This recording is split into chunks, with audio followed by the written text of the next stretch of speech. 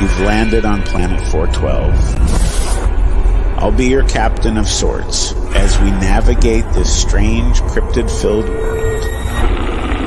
Join me on the quest for truth, through the strange, mysterious, and supernatural. This is Planet 412.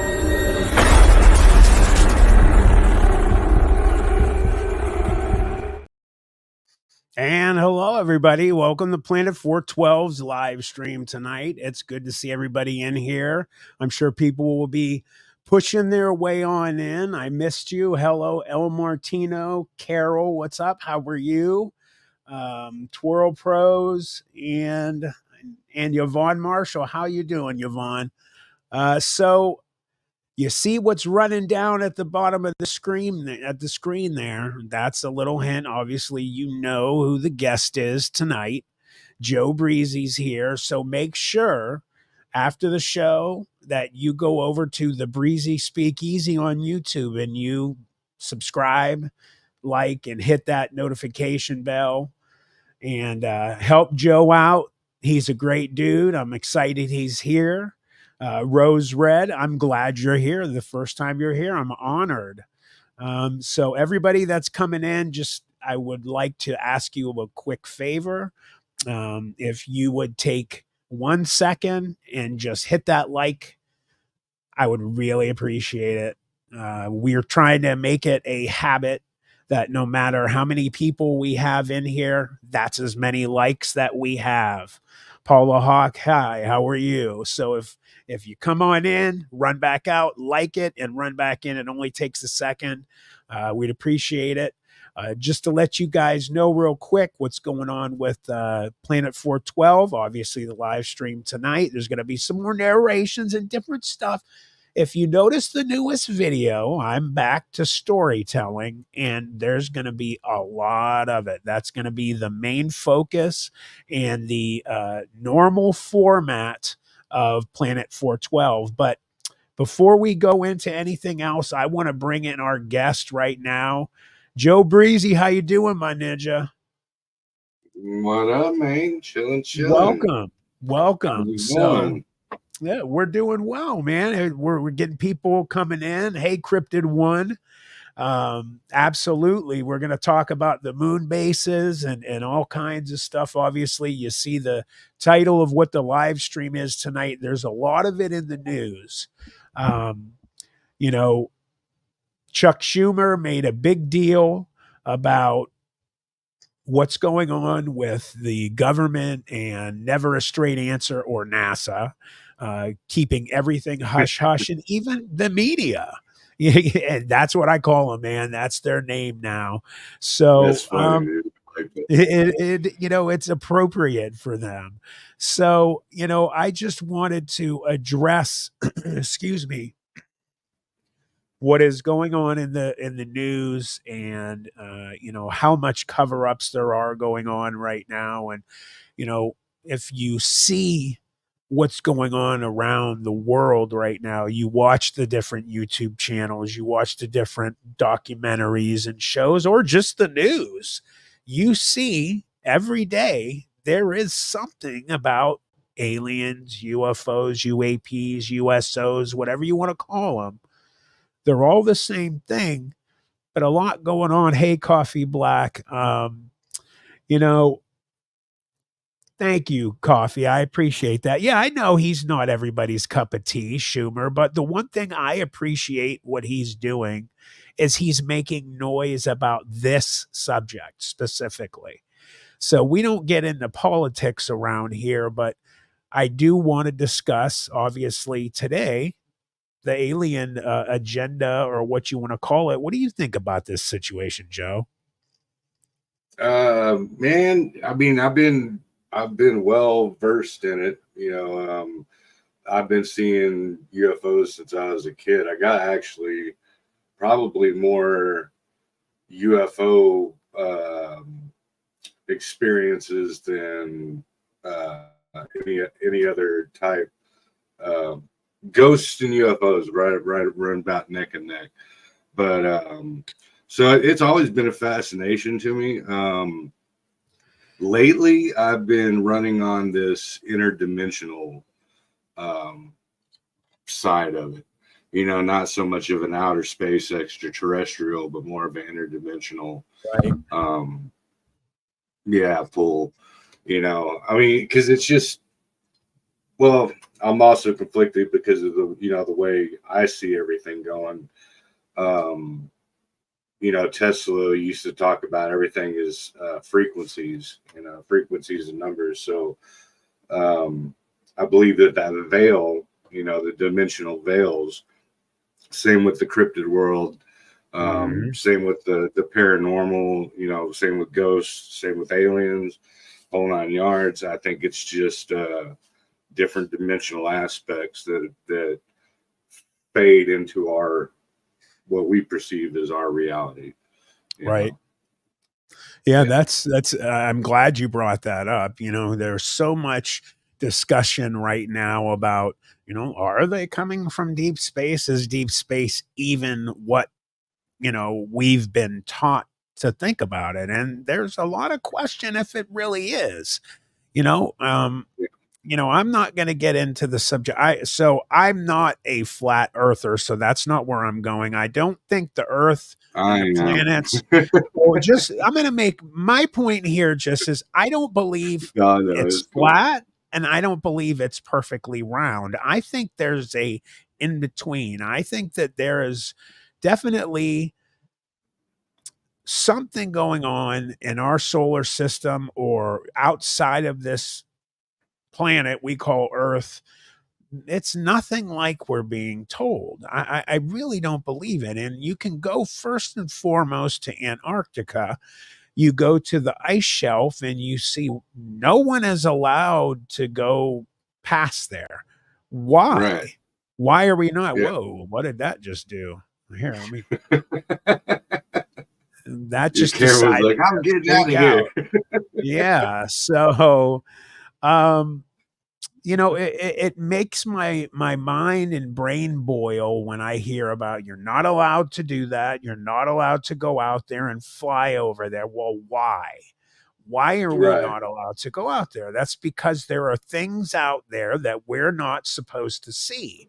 And the powers that be are deciding what we see. And it infuriates me. And this is something that has been very serious on my top 5 list for years, about how we are told what we can handle and what we're allowed to know. And we've gotten to a point in 2024 where I believe the majority of people in the world can handle it. They do realize that, number one, it's mathematically impossible, as huge as the universe is supposed to be around, just a guesstimation. It's impossible mathematically that we're it.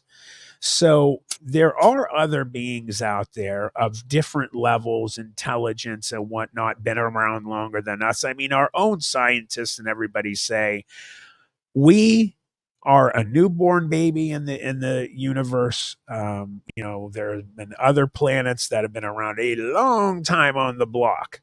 So for us to be that small minded to think that we're it, that's it, nobody else is small minded. It really is. And you have to then go. Excuse me. You have to then go to what for just decades, hundreds of years, thousands of years. You look at pictures and caves and paintings made hundreds of years ago where they're drawing UFOs. People have seen fire in the sky or a shiny disc. And, these things have been going on. Well, what do you think? And again, I love that you brought up the interdimensional side of things, because like I was starting to say, there is a large group of scientists that are now starting to lean towards or fully believe that space is not like it really is, that these things might be coming from another dimension. Right. Yeah. Yeah, absolutely. I agree with everything you're saying. And whether it is, flat earth, round earth, whatever, universe, but the thing is that you know, we've been lied to so much about pretty much everything that we come to know about, that it's like it's hard to take the narrative, you know, that they presented to us on what the universe is, what space is, what time is, whole 9 yards. You know, even the time of evolution, you know, it used to be the Earth was so many years old, and there wasn't any civilizations before a certain amount of time, and then they're finding, you know, like Gigliotepe. You know what I'm saying? They're finding all these ancient ruins from, you know, that just shatter the narrative that they force fed us our whole lives. So yeah, of course it leaves us to where, if you once you realize that everything you've been told was a lie, then you have to look outside that box. You know, you have to look towards this, you know, the CERN thing, and the different dimensions that they're trying to crack into, and the parallel universes, you know, automatically. I mean, because if they are creating parallel universes and we're colliding in with each other and we're getting this Mandela effect type thing going, then that opens up every category. You know, so in one universe there could be, you know, or one existence there can be, you know, regular space and things like they said, and then in another it could be, you know, a completely quantified system where it's encapsulated and enclosed, you know. So, you know, it's just like when it comes down to like the cryptid thing, you know, it's at this point it's all speculative. You know, like we can have our theories, we can have what makes most sense to us, but in the end, who really knows? You know, like I tell people whenever I get into the flat earth conversation, you know, I don't care if people believe it's round or flat or whatever, but until my own two eyes actually see it, then I don't know. You know what I mean? Like, I have no clue. But and then also with the UFO thing, then you got to wonder how much of it is it, you know, its own creation from itself, and how much of it is us. You know, how many UFOs are man-made shit that you're seeing? You know, like we're always, what they say, we're 20 years behind the military. So 100. remember when like the stealth 100. stealth fighters were the stealth fighters were around, and everyone's like, nah, that's all BS. You know, the SR-71 Blackbird or whatever. You know, Now and we people have were the seeing it, and they're like, TR3B. nah. Then you got the TR3B, the pyramid, the triangle shape that's being seen all over the world and has been for many years now. Just to let everybody know, that's ours. Yeah. So, yeah. But I fully believe. Yeah, I saw that. Go ahead, Joe. I saw that thing around 89.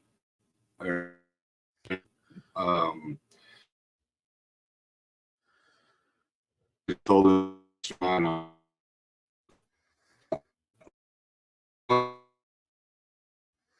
a football game, and did you? my buddy were yeah, and before I ever even knew what it was, before I ever even heard of it, for any of that, you know, before the Phoenix Lights thing, for all that, we're in the back of the truck, in the bed of the truck, me and my buddy, and we're gonna sneak a cigarette because we're too young to smoke, you know.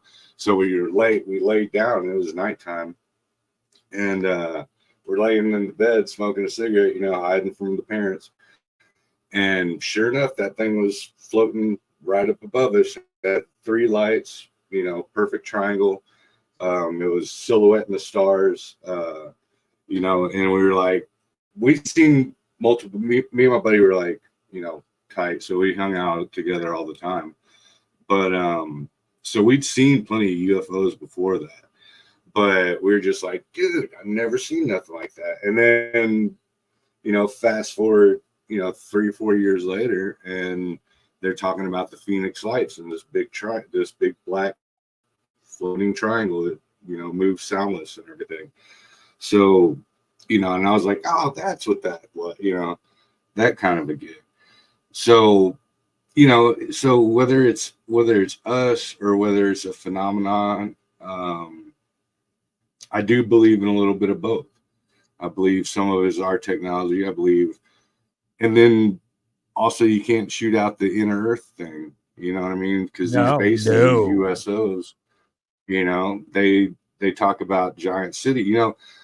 Funny thing is about the NASA thing is, they did oceanic before they ever went space wise.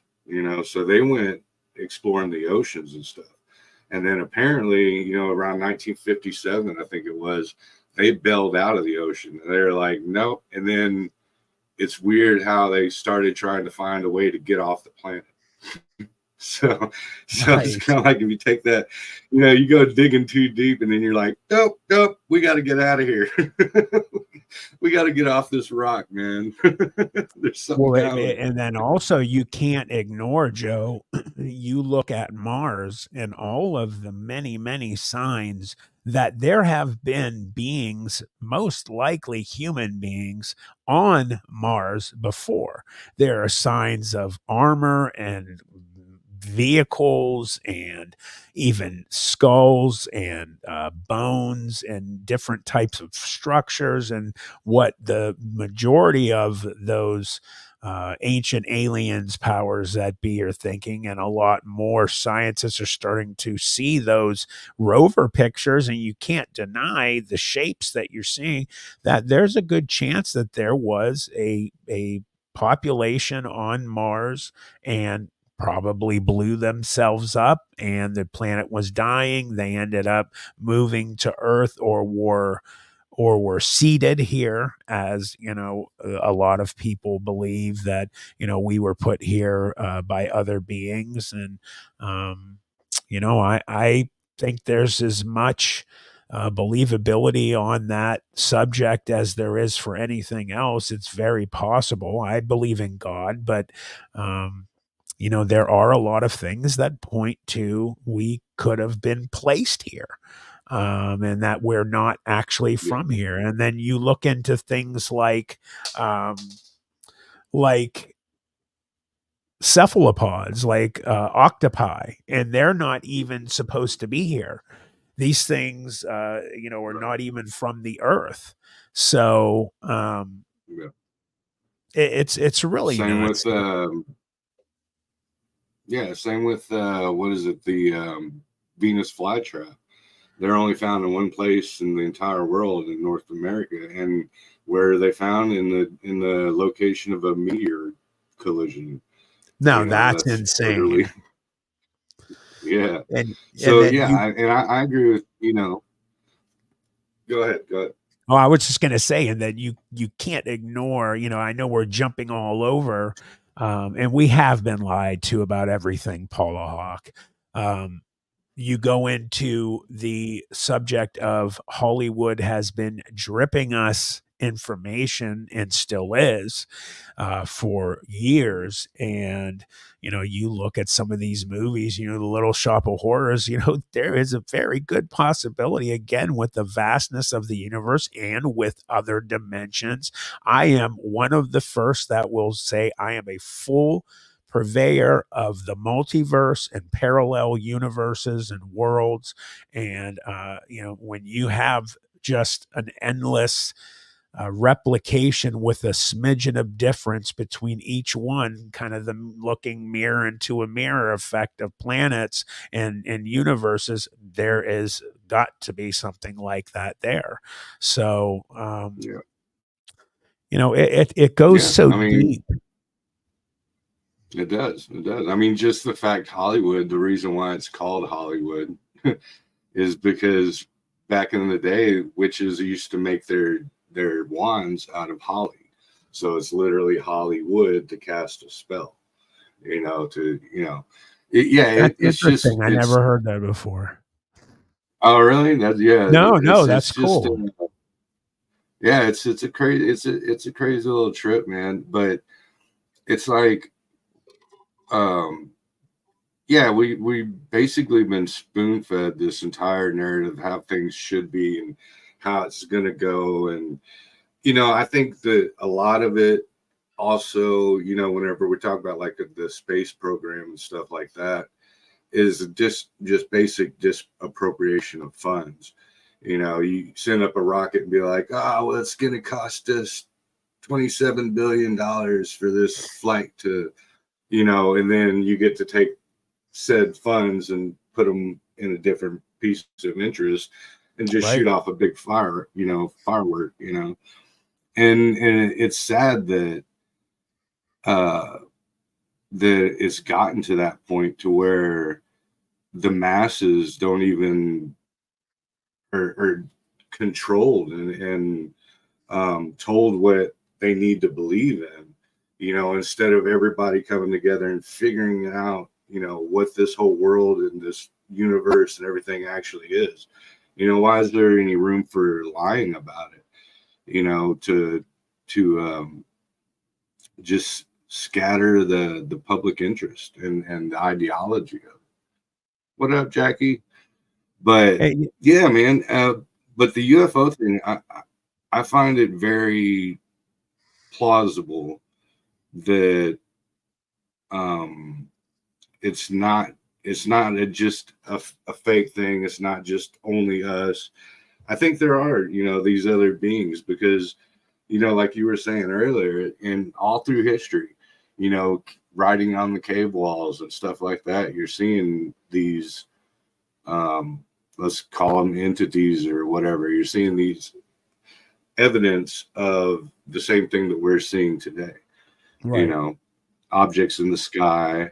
You're seeing, and it's way too what you're talking about earlier about being seeded. Mankind itself is like the cephalopod kind of a thing. Mankind itself, we're the species that have to take forever to be able to live and survive on our own. Any other animal, right? It pretty much comes out and it's pretty much ready to rock and roll. We have to be cared and nurtured for. We're the only ones that get sunburnt. You know what I mean? Like, what other animal gets sunburnt? You know what I mean? So there's a Right. lot of aspects about humans that say that we're not configured for this environment. Which I No, find very no, not at interesting as all. well. Yeah, and you look Yeah. at just at every we touch on just real quick, every type of animal basically on the planet are so much more adept at caring for themselves, protecting themselves, dealing with other threats in many forms and fashion. And you look at us, and we are just very weak in the broad spectrum of things. The only thing that makes us superior on this planet is our brain physically. I mean, there's not much there compared to animals. We come walking up on just a gorilla, say, in the mountains, and you're done. I mean, he just Yeah. pulled apart. It's so very, strange. And, while we're getting on the physical aspect of things, I'd like to ask you, what's up, flea market floppy disk, OG hash, and Jackie? I said hi to you. Everybody else who has hopped in here, hello. Please do me a favor, hit that like button before you guys take off. And I wanted to ask a question to you guys sitting in the chat right now. What is your opinion? I mean, do you guys think, let's say on this one subject real quick and we'll switch, were we meant to be here? Were we placed here? Or are you guys, a believer of, what the Bible says? And we don't have to get religious. I'm just curious, that question right there. Do you think it's possible that we were seated here? Do you think there's that possibility that there were human beings on Mars? If you've paid attention to the rover pictures, again, just to reiterate, you have pictures of structures, of skeletons, of look like guns and types of vehicles, even armored helmets and things like that. So Carol, she thinks that She thinks that we are We're transplants. transplants. Yeah. Okay. Well, Well, hey, see, anything is possible. yeah. Hey, But Kelly. see, even in the biblical, you know, as far as even the Bible goes, you know, the Adam is the the creation story is created around the Adam, which was the man, right? So whenever Cain got kicked out for killing Abel, right? We're still in the basic Adam, Eve, Cain, Abel. He went to the land of Nod. So that shows you there was other people out there. There was already other kingdoms, other cities, you know, other places. You know, Mhm. this is just the creation story about the lineage from the Adam through Christ and then through us, you know. So it doesn't necessarily, like, even if you go, oh, that's against the Bible says blah blah blah, you know, no, that's just the story of that creation, you know, that creation process. It doesn't negate the fact that there could have other, or that there weren't others, you know. It actually kind of supports it. So it's not for anybody. I'm guessing I'm going out there for anyone who goes, no, the Bible says. Well, you know, the Bible did have other people in it, you know, during the time of Adam and Eve. So you can't really kick that out of bed, you know what I mean? So to speak. Right. Right. No, the possibilities are endless. It could go either way. It could be a healthy combination of both of these things. Again, we're not even deemed worthy enough to know really anything. And then getting back to today's subject, what got me on wanting to talk about this stuff for the live stream was seeing again and again, and not being political. I know a lot of people don't like Chuck Schumer. I could really care less about everything else. What I'm stoked that he's doing, and hey, Jim Ellis, is that he's making noise along with many other people, whistleblowers that, are making noise about the government hiding the fact that not only are there extraterrestrials or interdimensional beings frequenting this planet for whatever means, and then you could go again to were we seeded, and is this planet a science project? Is that why they keep coming here, or is this like a universal fuel depot and they're coming here to refuel whatever? You have videos of things refueling at the sun. You get that sun video. There's been structures like a square or circle that pull up to it, and there's like a dark uh, line kind of coming out, like it's sucking energy, and then it pulls away and you see that line break, like something was refueling. So there's reasons that these beings are coming here. I'm curious what everybody thinks here about, the fact that, yeah, you can look back to Roswell and the mindset back then. It was whatever the government said, you did, you believed. The powers that be, they're in charge, gosh darn it, we'll just believe them.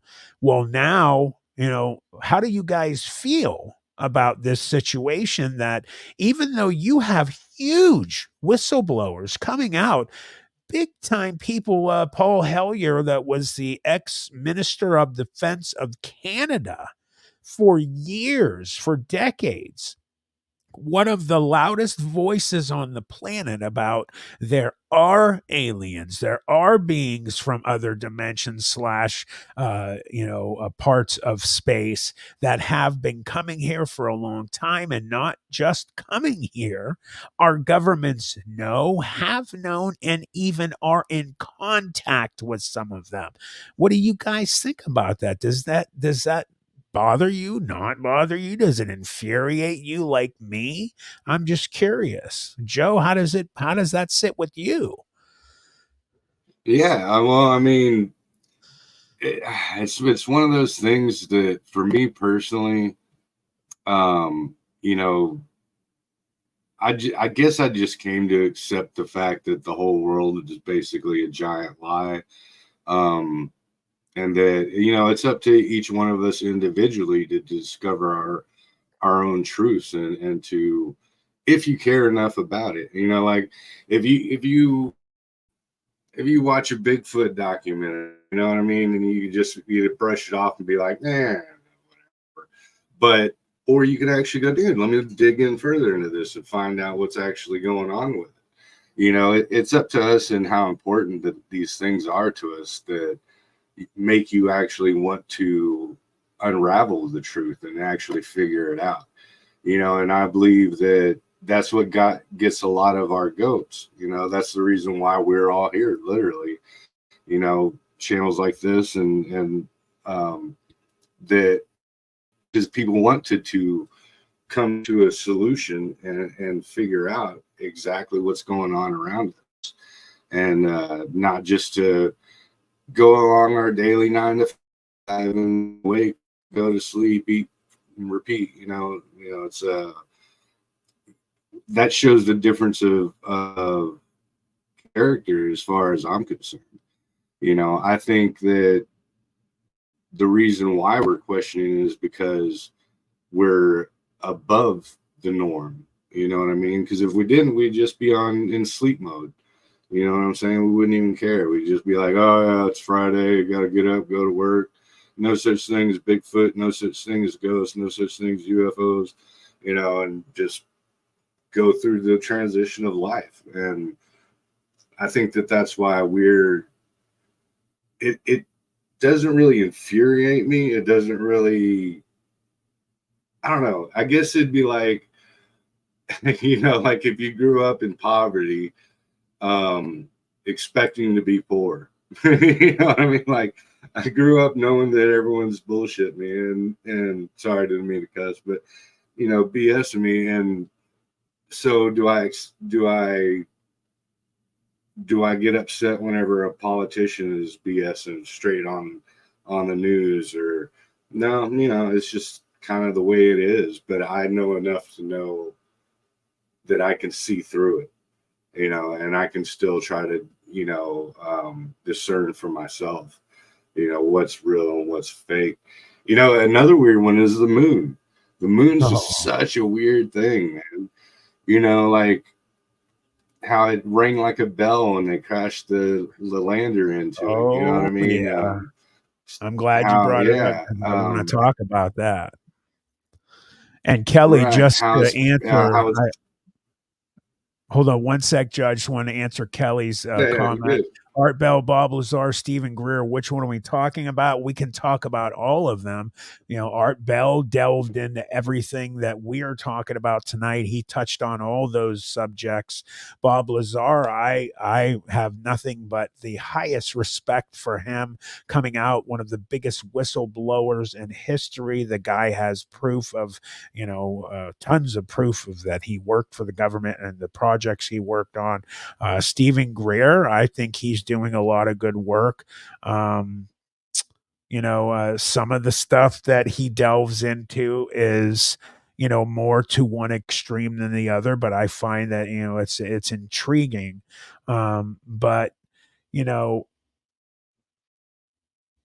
the Jim Ellis, too deep, talking about the moon, the stars. Well, talking about the moon, and Joe, I want to get back to, hey, PG 63. It's mind blowing to think about all of the things that are going on there. Just the fact, number one, they're finding rust on the moon. Okay, well, what do you need to have rust on the moon? You need to have water and oxygen. And I think the moon is much closer than they tell us. It, with a ton of other scientists, is one of, if not the only satellite slash moon that we know of that is of its kind. That it wasn't always here. It's like it was placed here. Oh, and by the way, it doesn't rotate. We never see the other side. Oh, and we're not allowed to see the dark side of the moon. How strange is that?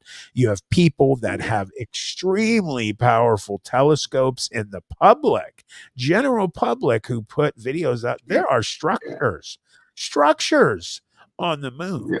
And you even see videos now of some type of ship, vehicle, UFO, whatever, flying right along the surface of the moon. You see the actual shadow of this ship on the moon's surface.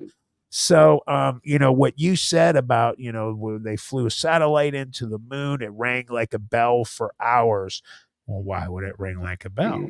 It could be made of metal and it's empty on the inside. A lot of people out there are talking about that it's empty, that it's a space station. Yeah. So, very, very intriguing. And it just so happens to be the exact same size and proportion as our sun. Like even when I was a kid, that one always made me go, wait a minute. Like, what are the odds of them being the exact same size? If one's supposedly 93 billion miles away and the other one's, a 250,000 miles away. You know what I mean? Like, wait a minute, hold up now. Like, it's either that the ideology of the perfect architect, which as well it could be, or that it's just not what we think it is. Could that thing actually be the vessel that got us here, and then they locked it in? Because no other moons are proportionally that size to its planet, right? And none of the other ones are even completely spherical. They're like oblong. They're like basically like giant rocks, that just got sucked into the gravitational pull of the planet. So, and another one that used to weird me out, and I know this isn't like going anywhere, but you ever notice like how, remember when you were a kid and you blew up a balloon, and like the opposite side of the balloon, where like I guess the nipple of the balloon looks just like the moon does? Well, it has that little piece and it looks like a blown up balloon. Right. I used to always think that was weird, man. It's just, and there's but actual factual, another weird one is, so if you buy the narrative that they collected moon rocks, the rocks on the outside of the moon are older than the rocks when you start digging down, which it shouldn't be. The ancient rock should be inside and closer to the core, and the newer debris should be on the outside. The craters only get to a maximum depth.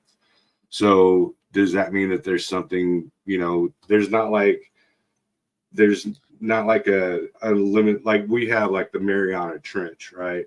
Which is deeper into the earth's, into the earth's crust than other things. On the moon, it all stops at about the same depth. So no matter how large the impact, no matter how big the crater, it doesn't go beyond a certain depth. I want to say it's like 2 miles odd off the top of my neck. So odd. Yeah. And you see tracks going like inside of these things, tracks actually going to them. And they've been talking about a while, wanting to mine these minerals on the moon, only found there. PG63, I was in high school in 1978 and read a book called Our Spaceship Moon. It was talking about the unnatural nature of it. You go back to 1978 and they're making books about it. Why is it not being brought up? Well, again, the government plays hush hush. The media is run by our government, so they go along with what they say. And the other day when I was watching the news, which got me to want to do this subject, when I saw Chuck Schumer talking about what was going on, and they had a general or something make his, stick up his butt normal comment about, oh, we have no proof that there are any other beings or UFOs on the earth, and there is no proof that we have any technology that we got from any type of UFOs ever found, even though we did. And then you Right. have NASA making a comment. Oh, we have no sign of anything. There's nothing that gives us the impression or thought that there are any beings here or any UFOs visiting. That is just the most asinine lie on the planet. And you see strange things, for instance, coming into view in a camera, and oh, by the way, click, there goes the feed. Why do they shut the feed off if they're worried Right. about anything there? So it is a bunch of disinformation, and I'm just extremely happy, and I hope that we're still alive. That when some transparency comes out and we find out some real truths, I hope it happens soon. I'm happy these people are leaving their government jobs, these high positions of power, and they're becoming whistleblowers. The person I saw on this video, I forget who it was. It was Chuck Schumer. I'm sorry. He even said this. He goes, you know what? You look at the people who are the whistleblowers. Again, Paul Hellyer, ex Minister of Defense of Canada, and then scores of other people who have nothing but decades of service to this country, holding high positions and top secret clearances, coming out being whistleblowers. And he said, what purpose and what good would it serve these people to lie? Well, it's just ridiculous. Right. So yeah, it's really gotten to a point of just the public can handle it. Most of the public knows more of it's happening.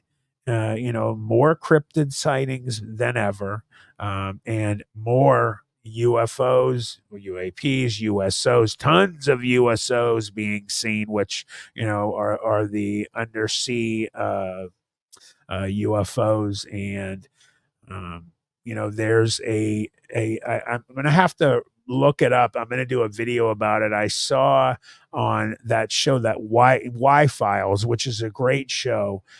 He talked about Love the there. White House. Yeah, they great. You want to talk about a channel that is just the king and does it right. They are the king right there, and he does an amazing job. He has a whole crew of people working for him and a staff, but I love what he does. And And the when he fish. talked about the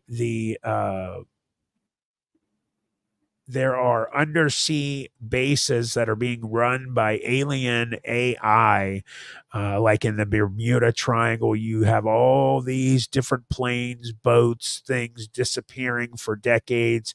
Well, he was speaking about, I forget this exact specifics where he got, but the fact that the government and other governments around the world know that there are a number of undersea bases being run by these artificial intelligence that were planted here by other beings. They're running these bases and they move a little bit every once in a while, and it's the same movement, and they keep away from them now. Anything strays into it, zap, the defense goes, poof, gone, just turned into dust. And what he said was these are being run again by an AI, and all day, 24/7, different UFOs of different types that do different types of tasks all over the world are built, sent out. They do their task, they come back, they download their information, the material is broken, taken apart, repurposed and built into something else, sent out. So we're seeing, and it's happening all over the world. That one really blew my mind. What do you guys think about that? Yeah, and dude, yeah. One of the other weird ones is, you know, when you talk about Bermuda Triangle, um, I always found it funny how every time we send, spacecraft up to space, how it just kind of does that number, and it's always off of where? From Florida. Well, if you curve off of Florida, you're going to end up winding up right in the ocean, right? So one of the big don't go there, don't be snooping around down there, because it's a shuttle graveyard basically, Right. where they've been putting all these, they've just been dropping them in there. And so of course, yeah, they'll make up a whole narrative on, oh, it's bad luck you go out there, man, I'm telling you, your boat will sink. Or maybe people go out there and they go, hey, look at this, and then they're like, oh yeah, you disappeared. You saw what you weren't supposed to see. So we don't know what happened to them. They just vanished. Yeah, exactly, man. I always really thought that wild. was a weird one, like, yeah. And then, and you get there's like the whole, but there's also like the theory that, or not the theory, but it's said that there's that giant crystal pyramid in the Bermuda Triangle, so it's like, which narrative are you supposed to buy? You know what I mean? I'm more for the disinformation than the new information. I wouldn't think that there would be a giant crystal pyramid, but would I think the government's trying to hide something? Absolutely. You know what I mean? Like, just because one, I know to be true, that they hide stuff, and one is just, who knows? It could just be a made up, just could be made up out of somebody's, mind. You know what I mean? And if you say a lie enough times, people will start believing it, and it becomes the truth. That's just how it is. But back to the moon thing, though, I think that can be picked on for a good grip. I mean, like you were saying with the tracks and everything, and then you got like the bridge system. You got that mile high tower that's up there. You know what I mean? It's like, those things shouldn't exist on a freaking rock that's just being pelted by meteorites and floating space debris. That's just supposed to be an isolated piece. And especially with our quote unquote trip to the moon, like, that always bugged me too. When they talk about the moon landing and all that, where'd they put that? Because you saw the whole little, tinfoil tent that landed on the moon. Where did they put that big go-kart? Where did they stash the go-kart on that thing? Right. Like, dude. And it's really interesting. Come on, now. They have, China is supposed to be sending another rover there. They're supposed to be sending people there. They had already sent a satellite that went around the dark side of the moon. Of course, we didn't see any of those pictures. No one's showing us these pictures because there's stuff there.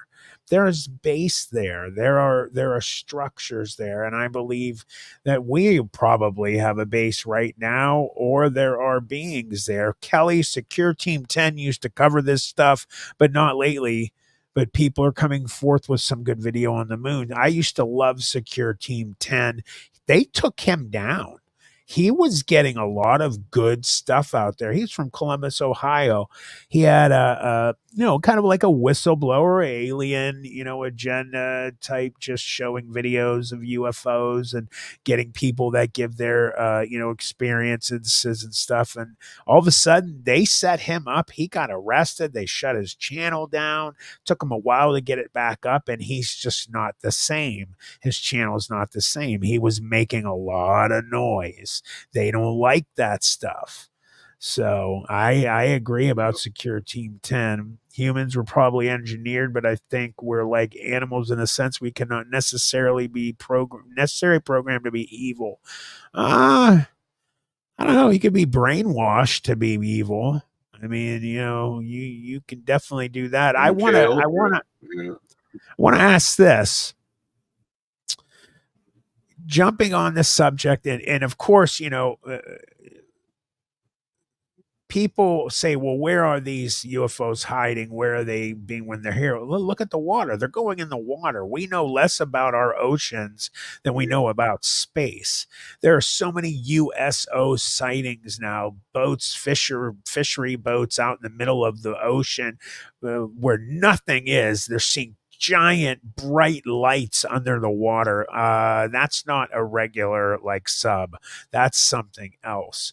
But looking at the different types of beings that are supposed to be out there, you always get hecklefish is great, by the way. You get the grays and different types. Yeah, what do you guys think? I fully believe that these grays are clones. There's a lot of word that they're like androids. They're like worker bees. They're sent out to do things, do tests. They grab some humans up or animals, and they do their testing, and they go back. But then, there's supposed to be lists of different types of alien beings, like the Nordic, they call them, which are the tall, like blonde, Swedish looking types of people, Viking people. You have one,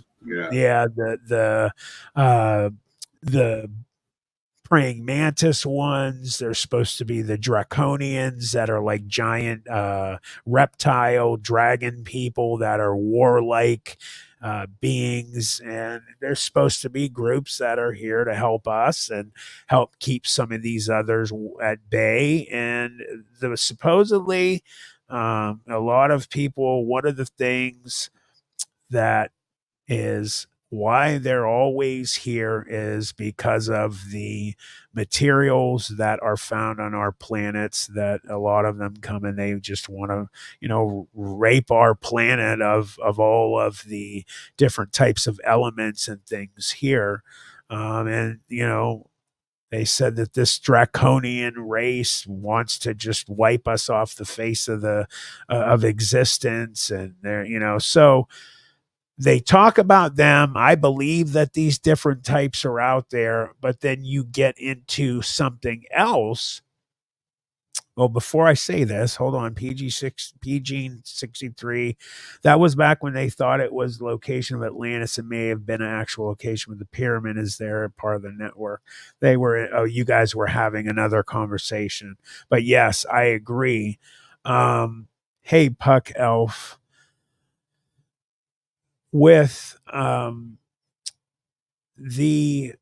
I lost my train of thought there for a second because I brought up what she was saying. Oh geez, I'll remember. So let's see. Yeah, for some reason, I don't know, Jackie.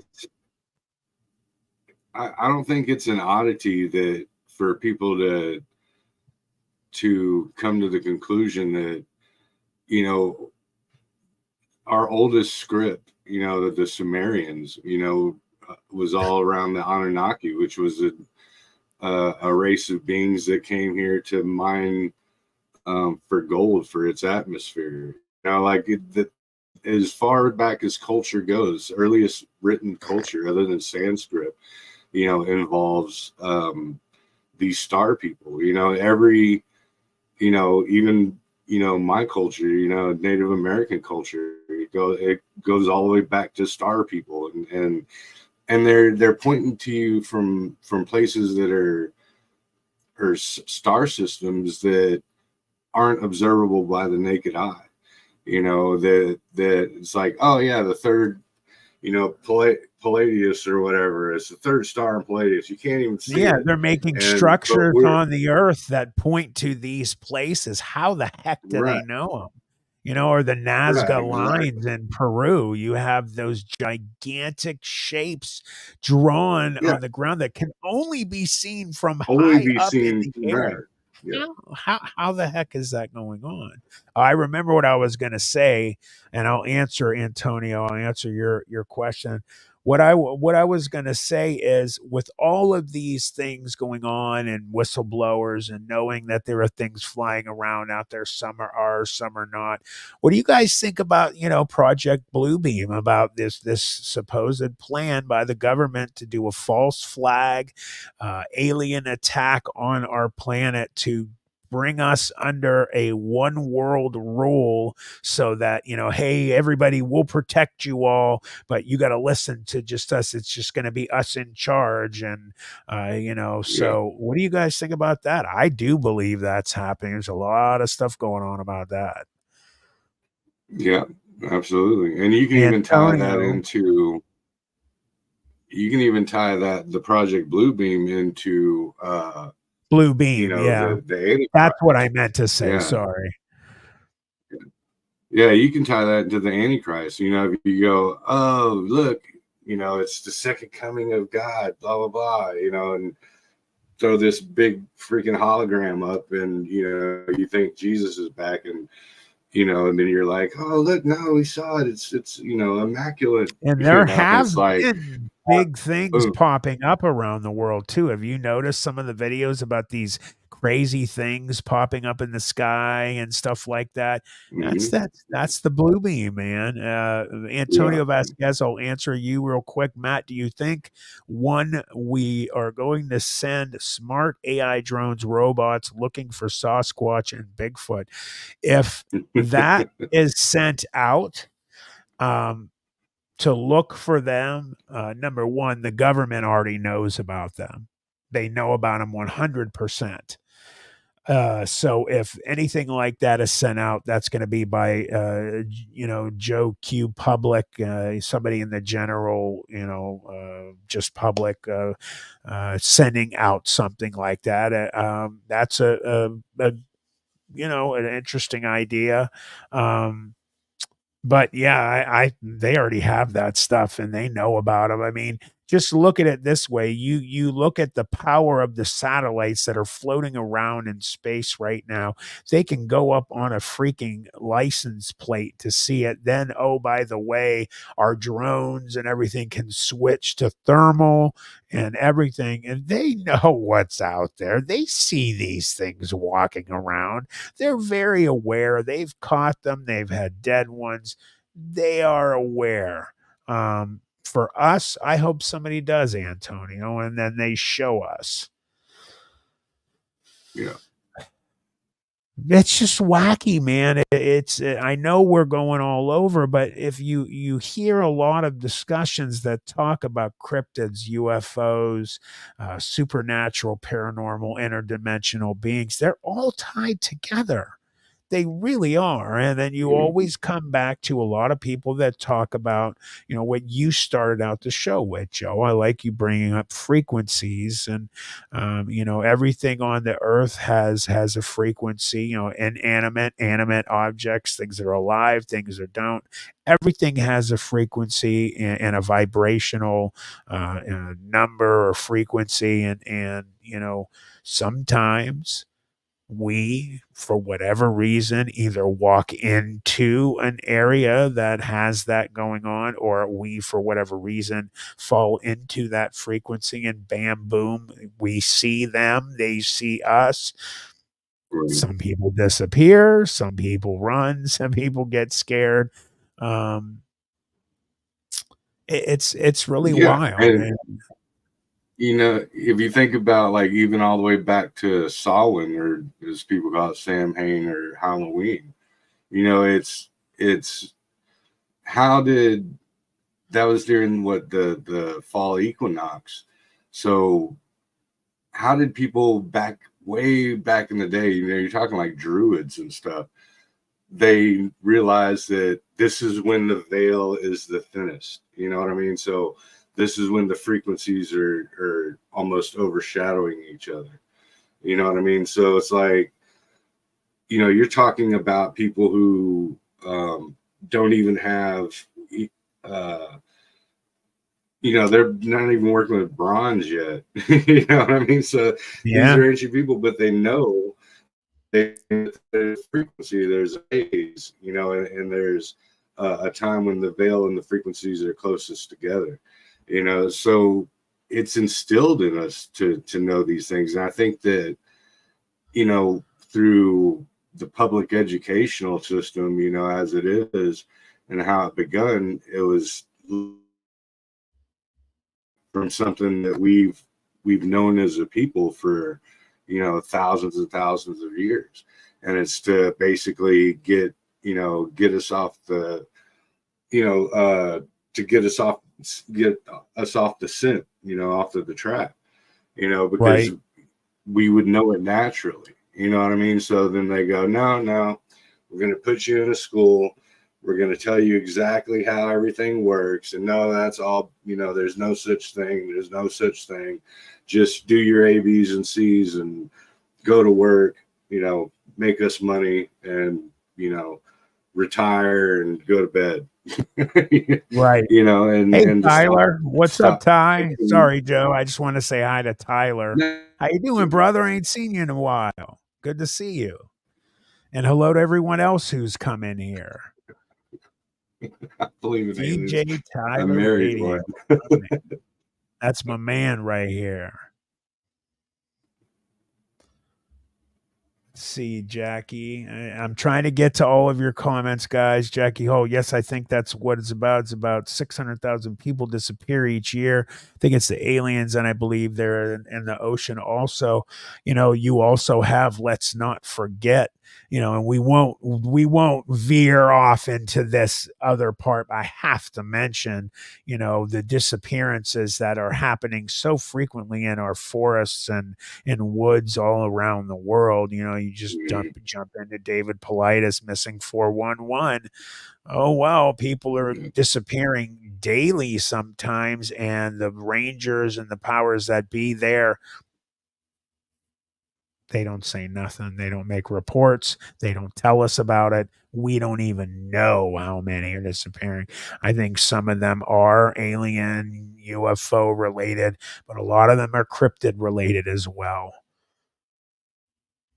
Yeah, yeah. You take the missing persons map and overlay it on the cavern systems. You know, the cave systems in America, and they line up like straight up. You know, inner Earth disappearing people. You know, it's a match. You know, Right. I think, Exactly. you know it.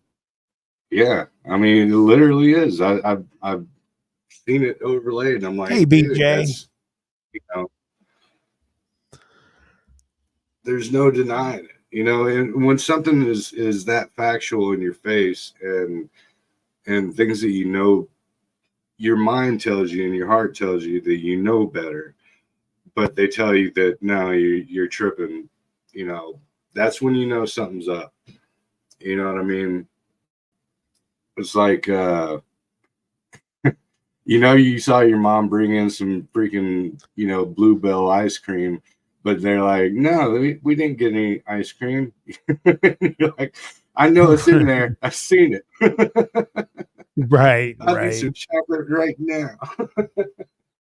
Are you a big Bluebell fan? Well, I mean, I'm a Texan, so you know Right, that's it's all we huge there. We do eat. get it. You can get it in Ohio. I like it. There's other kinds around. Man, I'm not going to get on that subject. I have number one weakness. So cheesecake is my favorite all around. excuse me. Ice cream is another. But there's this place, and I have to change the subject. I'm sorry, everybody. I have issues with sweets. Um, there's this place that has like an ice cream place. They make like you can get like 90 different soft serve flavors, but oh wait, I found the best dessert even better than cheesecake. They could add cheesecake pieces to it, but what's so great, they take funnel cake fries. They like are little fries that are like funnel cake. And then I get it with banana soft serve with salted caramel all over it. Oh my God, it's sexual. I'm sorry if I offended anybody.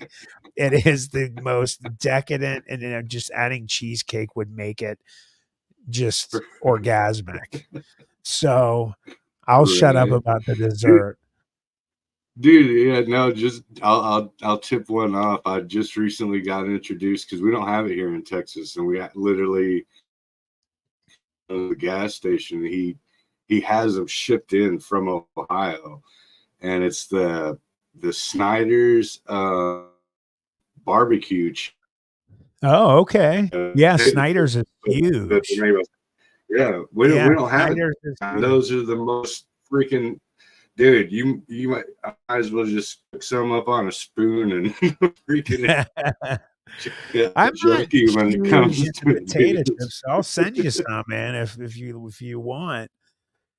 Hey Matt, did you see the report about South American miners finding a red mercury stone that reacts to water and heats the water to boiling point in seconds? I also saw videos of them I've supposedly seen that. having stones with the red mercury inside of them. They drop them in like a pitcher of water. The water starts to boil and overflow. They put it next to, it's like hanging from a rope. They put it next to a Coca-Cola bottle, and the Coca-Cola bottle Yeah, explodes. Yeah, pops. I have Yeah, heard about the and it red, doesn't. about It doesn't cast a reflection either. They put it in front no, of a and mirror, and and and you don't. I Yeah, question the one part I saw. They show somebody holding it in their hand, and they put their hand in front of a mirror, and it shows their skeleton. I don't know. That might be fakery right there. But the other stuff is pretty interesting. They take the stone, they put it near a TV. The TV gets all messed up. Um, mhm, the one that gets me is they drop it into a pitcher of water and it boils immediately. Like, wait, what? Or they put it by a right. bottle of water and the water turns red instantly. Now, are they doing something? Is there a chemical reaction? They put something in it that causes it. They're trying to fake you out. I don't know. I think it's very possible. There's a lot of discussion about red mercury going way back. Yeah, yeah. I mean, it goes as far back as alchemy. You know what I mean? Like that was a big thing in alchemy back in the day. It was apparently part of the philosopher's stone as well. I mean, other than the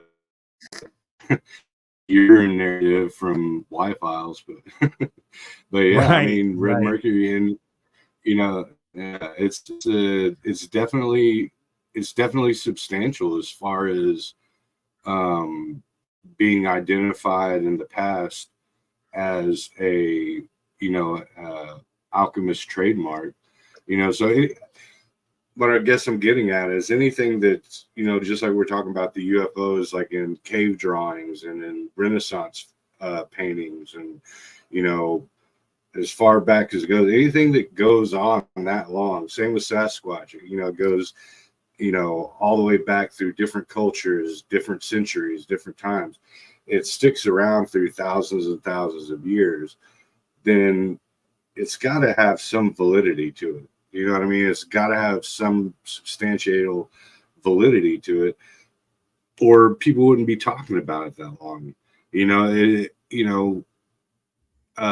30 years from now, no one's going to be talking about Sesame Street because it wasn't a substantial thing. It only hit for a minute and then it disappeared. But these things, stand the test of time, and it stays in people's cultures and in their knowledge and in their stories that they pass down to each other. And then you have new sightings every so often, just when people start to forget about it, boom, someone else has another Sasquatch sighting, or someone has another UFO sighting. So Right. it exists, it exists fresh in our memory, because even all the way through time, because it's there ever present, and it's right in front of us at all times. Agreed. That's my Agreed. viewpoint. It is. And, I'm everyone that's ever listened to me ever since I started my channel and done interviews for, it's been over 3 years now since I did my first interview. The one thing I address immediately always is that veil, that invisible veil that's in front of our face, that it is, just beyond our sight, and it lifts every once in a while. And like the priest that told me when I had issues seeing the dog man situation, said that these things bleed into our realm every once in a while, and he agreed about the veil. Antonio, have you asked Alexis on your cell phone about Dogman and Sasquatch? No, I have not. Have you? What if you did? What did she say? I'm interested. I'll have to do that later. He I've goes done a by. few of those, and I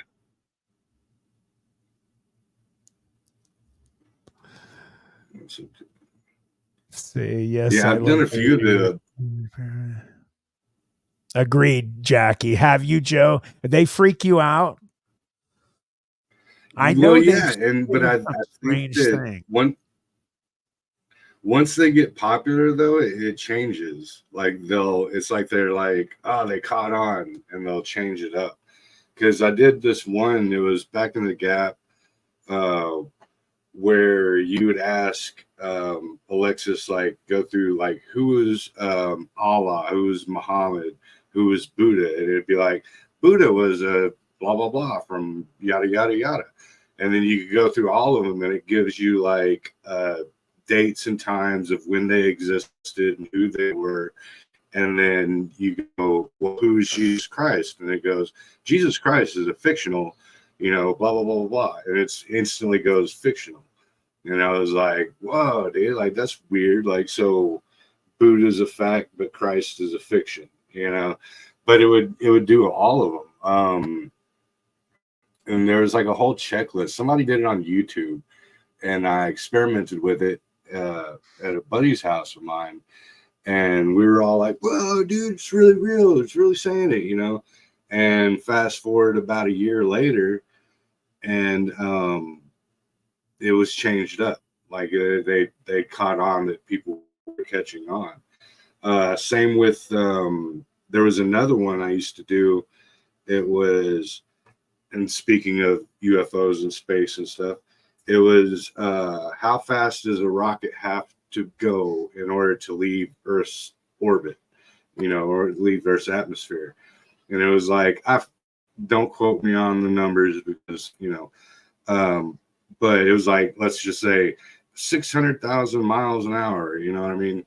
And then you go, okay, what's the fastest rocket on Earth? And it would be like, the fastest rocket on Earth is blah, blah, blah, blah, blah, at 420,000 miles an hour. And so it was like basically telling you that we don't have a rocket fast enough to leave Earth's orbit, and I do that over and over. And then and I recently did it, and they changed it up. Like, it was weird, because I did it from my mom. It was whenever I first got into being a flat earther, and I was like telling her, I was like, watch, look at this, Google it, or Alexis it, or whatever. That I think it was Google. I want to say Google, because she has Google. But yeah, and she was like, what? No way. And I'm like, I'm telling you, man, swear to God. And then like, I just recently did it for somebody else, and they changed it all up. It was completely tangible, but I remember her going, no way. Like, what do you mean it's not fast enough, That's But yeah, mind blowing right there. Yeah. that's a weird one. And Lee Crisp, why are the Chinese interested in the dark side of the moon? Because there's stuff over there. Period. And people They just can deny it or say nah. But again, the scientists will all tell you that satellites, natural satellites or moons don't act like our moon. They rotate, they move. Ours just sits there. We never see the other side. And oh, by the way, even though we've sent satellites across the dark side of the moon, we're not allowed to know what is over there or see the pictures. Why? Because there's stuff there. Period. yeah. They just got just finally got hold of the Pink Floyd album. Like, oh, Dark Side of the Moon. I love you guys that is about Mel's Hole. I'm going to be just to let Hole is you guys, awesome. it's amazing. It's one of the most incredible stories I've ever heard. And just to let you guys know, I'm going to be doing a storytelling episode on Mel's Hole. So hold your pants when that one comes, because I can't wait for it. That's going to be a big one. It's a big subject with me. That was such a powerful story. When I heard that for the first time, it was just mind blowing. And, there's, of course, a lot of argument out there that is that true or was it made up? And we may never know, but I know that I've done some research, and there's definitely they hid that hole from the general public, from the satellite view. They completely blacked that picture it's out. still blocked out. Yeah, and there's another area in Australia that they found, if you know the Mel's Hole story, that they had, the same type of stuff happening. They had black light they see the black light column coming from the Mel's Hole and from another hole down in Australia.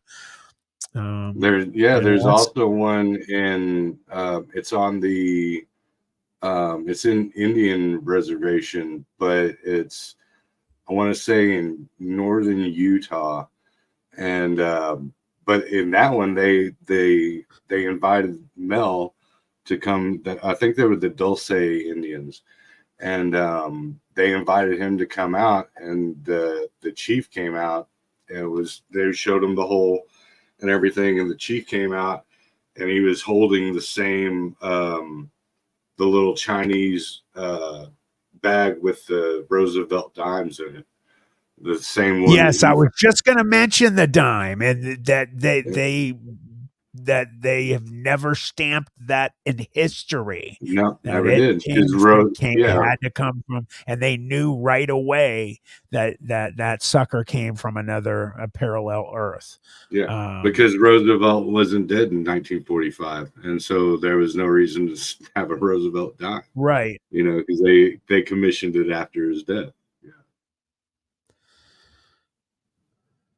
Yeah, that's a trip, man. The Mel's Hole. Yeah, I watched a couple videos about that. There's a couple on YouTube that are extremely well done. The one that I saw, it was the best one. I forget what channel it was. It was probably like an hour or so. And, towards the end of it, when he's in Australia, and, they sent the what was it, a lamb or something down the hole in the crate. That was heart-wrenching and hard to listen to. But when that thing got cut out of that tumor in there, I cried. That was nuts. And then his cancer went away. And I mean, that was a powerful story. Even if it's not true, I challenge the majority of you to listen to the extended, well done storytelling version of Mel's Hole, and you'll find it on YouTube if you search for Mel's Hole. There's one that's just really good, and I cried. Yeah, it's the it coast was very powerful. Let's see. It's the Art Bell Coast to Coast. It's a 3-part. Yeah. It's a 3-part interview on Coast to Coast AM with Art Bell back in the Gap. Let's see. Jesse know, James faking his own death. Yeah, I know about that one.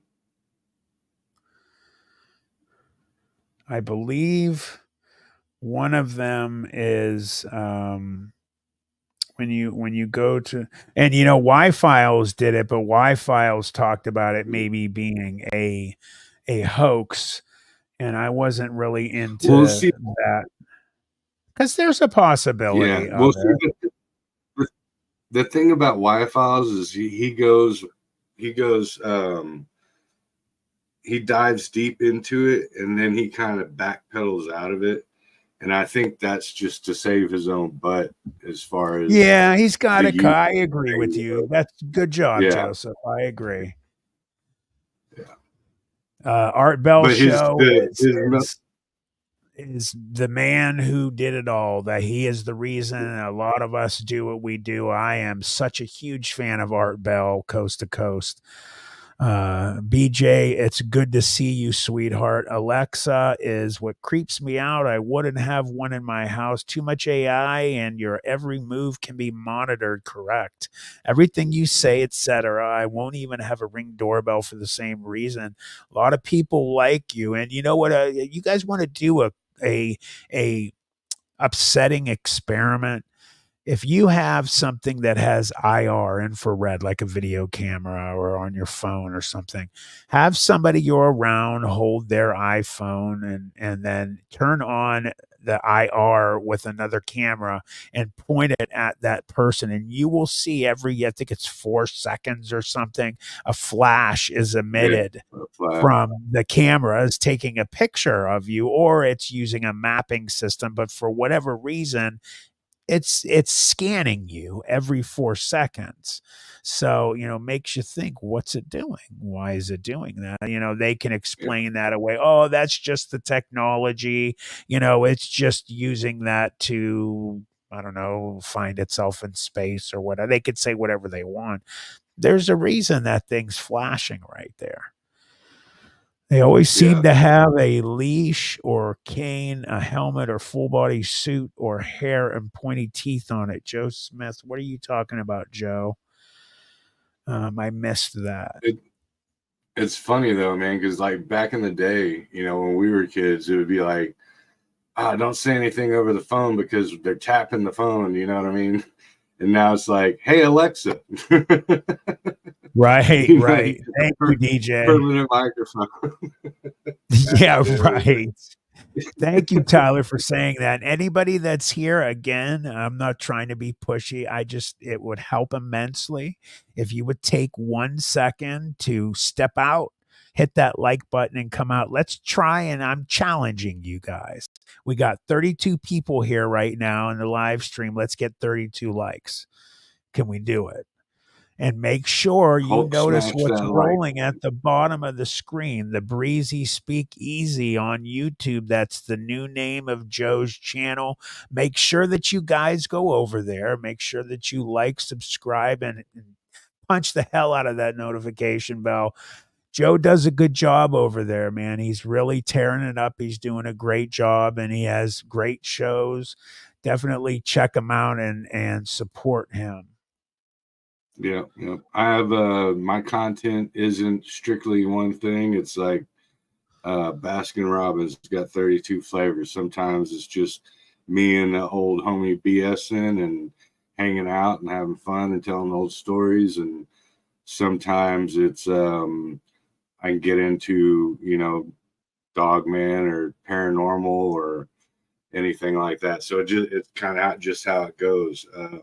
Saturday I did a show, Saturday night I did a show with Richard Woody. He's does documentaries and stuff. When he went through Route 66, and we did all the weird stuff that was around there. And then last night I went on with my cousin and a good buddy that I grew up with, and we just BS the whole time. So it's nice. It's never just a a solid game, man. We play all fields as far as it goes. You mentioned, and real quick, Tyler, you're right, brother. We're spinning it at a gazillion miles an hour. We haven't seen that side of the moon. Right. But Joe, you Yeah. mentioned real quick. I got to go back to it. You mentioned Baskin. They used to have a lot around me in Ohio. They're hard to find. There's probably only two within like a 70-mile radius around me, which is upsetting because there's one thing there that they have which is epic. It's called daiquiri ice. Have you ever had the daiquiri ice? Yep. It is so good. My dad, I have such a fond memory. He used to come in because me and my younger brother Greg were only 14 months apart. We grew up on each other's hips, inseparable. We play in video games or whatever. And my dad would come in and he'd go, guys, I just got a phone call. And we're like, what? He goes, I just got a phone call from Baskin Robbins. And we'd look at each other and smile. They have an overstock of daiquiri ice. Let's go. We got to help them out. We're like, heck yeah, baby, let's roll. So that's a great memory I have of that. It's really good stuff. If you guys ever haven't tried it, this is the time right now, because we got 95-degree plus weather in Ohio, 100% humidity. Oh, yeah. That's the kind of weather you eat like daiquiri ice in. Yeah, down here they combined all the Dunkin' Donuts with the Baskin. Yeah, Robbins. they did that here too. Yeah. They did that here too. Yeah. I'm more of a 'Cause fan. they used to I have like Dunkin', but I individual- like Krispy Kreme better. I like the taste of Krispy Kreme. Well, we only got in Central Texas, there's only one Krispy Kreme, and it's probably like an hour and a half away from me. We used to Yeah, have one only 15 minutes from us, and they closed it. Now it's like Columbus is the closest to me now that has it. That's like 2.5 hours away. Columbus, yeah. Yeah.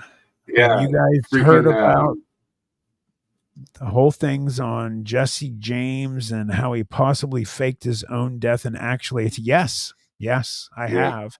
A lot of people have said that he faked it and that he had help faking his own death. That is wild. There was a lot of people that actually said that they had noticed, they thought when he was an old man that they could swear that people were saying that's Jesse James. I mean, that's a good way to get people off your tail. You know what I mean? Easy. Hey, Right. I killed Jesse James. Hey, brother, help me disappear. Right. And then that dude only lived like one more year. The dude that supposedly unalive Jesse James only lived another year, and then he was out. So right. Cut the source off. Right. Lee Crisp, do you think Bigfoot is a type of feral human? No, I do not. I think Bigfoot is a species all themselves. I think they are the missing link. I think that they are something that is, completely different from human. They are something in between a human and an ape.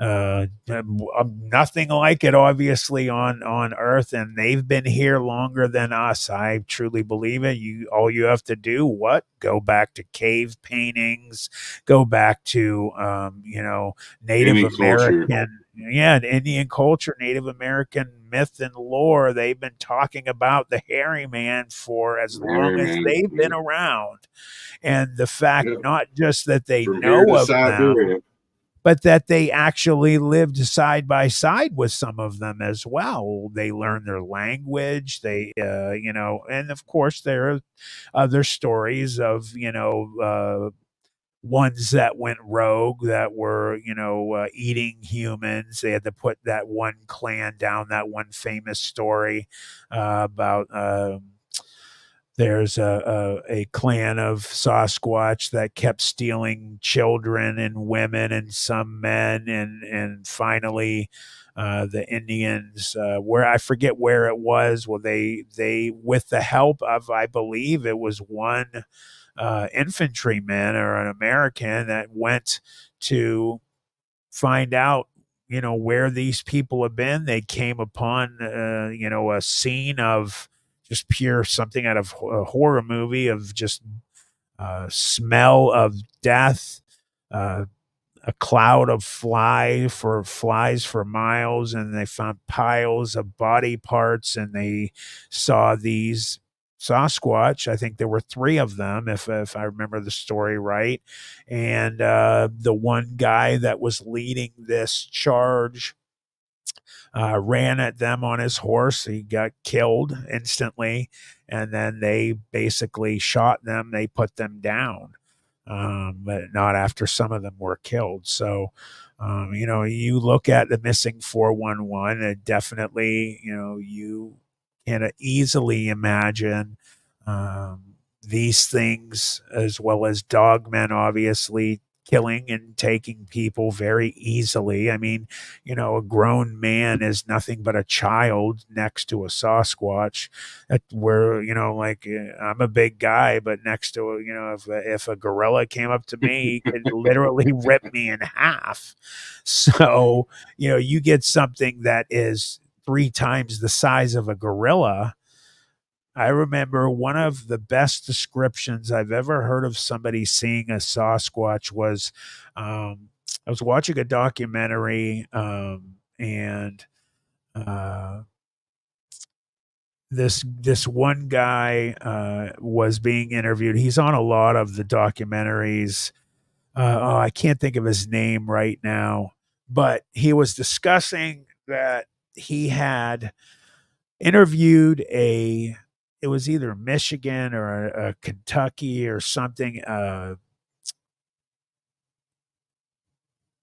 highway patrolman who had seen one, and he said basically what it was is his wife and him one day, they were off, they were in the woods on 4x4 on four-wheelers looking for ginseng, because that's people make money off that stuff. So I guess you got to look at stumps in certain areas where you can find ginseng, and they're driving along. And he said he's looking up, looking down, looking up, looking down, and he saw this stump, and then he looked up again, and then right there standing next to it was a just absolutely gigantic alpha type male Sasquatch. And he stopped his four-wheeler, and his wife stopped next to him, and she stops, and he goes, look, hey, look. And he said that she looked at it, and she starts screaming, oh my God, no, oh my God, no. And she takes off, and he left, and he was talking when he took this gentleman back to the area with he had another high patrolman there, and they were armed, and the high patrolman was shaking when he was talking about it. He started crying and stuff, and he said, I asked him, what do you think? Do you think that these things are taking people? Do you think that they're killing people? He said, I don't know if they're doing it to them all. He says, but I look at what I saw that day, the size of this thing. He said it was literally like taking a sheet of plywood and sticking it right there. That was the basic size of what he saw. And he said, I'm not saying, but you can easily look at that, and what could we do against something like that? They could easily take any of us and do whatever they want. So, I mean, think about anybody that does construction. You look at a piece of plywood, think about it with arms and legs, standing there and fast and strong and sometimes pissed off for whatever reason. Let's see. The new cameras are starting to communicate with the others. You're getting a lot of ghost shows out there, things like that. I have a EVP on my iPhone that I made when I was in Beaver Creek State Park in Ohio. Anybody that doesn't know, my second video on Planet 412, I was in Beaver Creek State Park, and I did an EVP because someone told me to go up to a portal area. Russ Jones, by the way, guys, Dr. Russ Jones was the guy. I was interviewed by Russ Jones on his and his partner Brad on his channel, and he is in a lot of like Small Town Monsters and other documentaries. And Russ Jones and his partner have actually been through Beaver Creek State Park. They've been bluff charged, had rocks thrown at them, chased out of areas by Bigfoot. It's well known as Bigfoot. His partner made a 45-minute audio recording that is much like the Sierra sounds. They played it for a couple minutes on. I did a 2-part interview on their show. One about my Dogman experience. Part 2 was about the other events in Beaver Creek. And I got told to go up to a portal that was at the top of this trail in Beaver Creek, and I didn't see anything before I left. When it was getting real dark, I pulled my phone out, the voice recorder on there, and I did an EVP, first time in my life, and I got a grunt on there.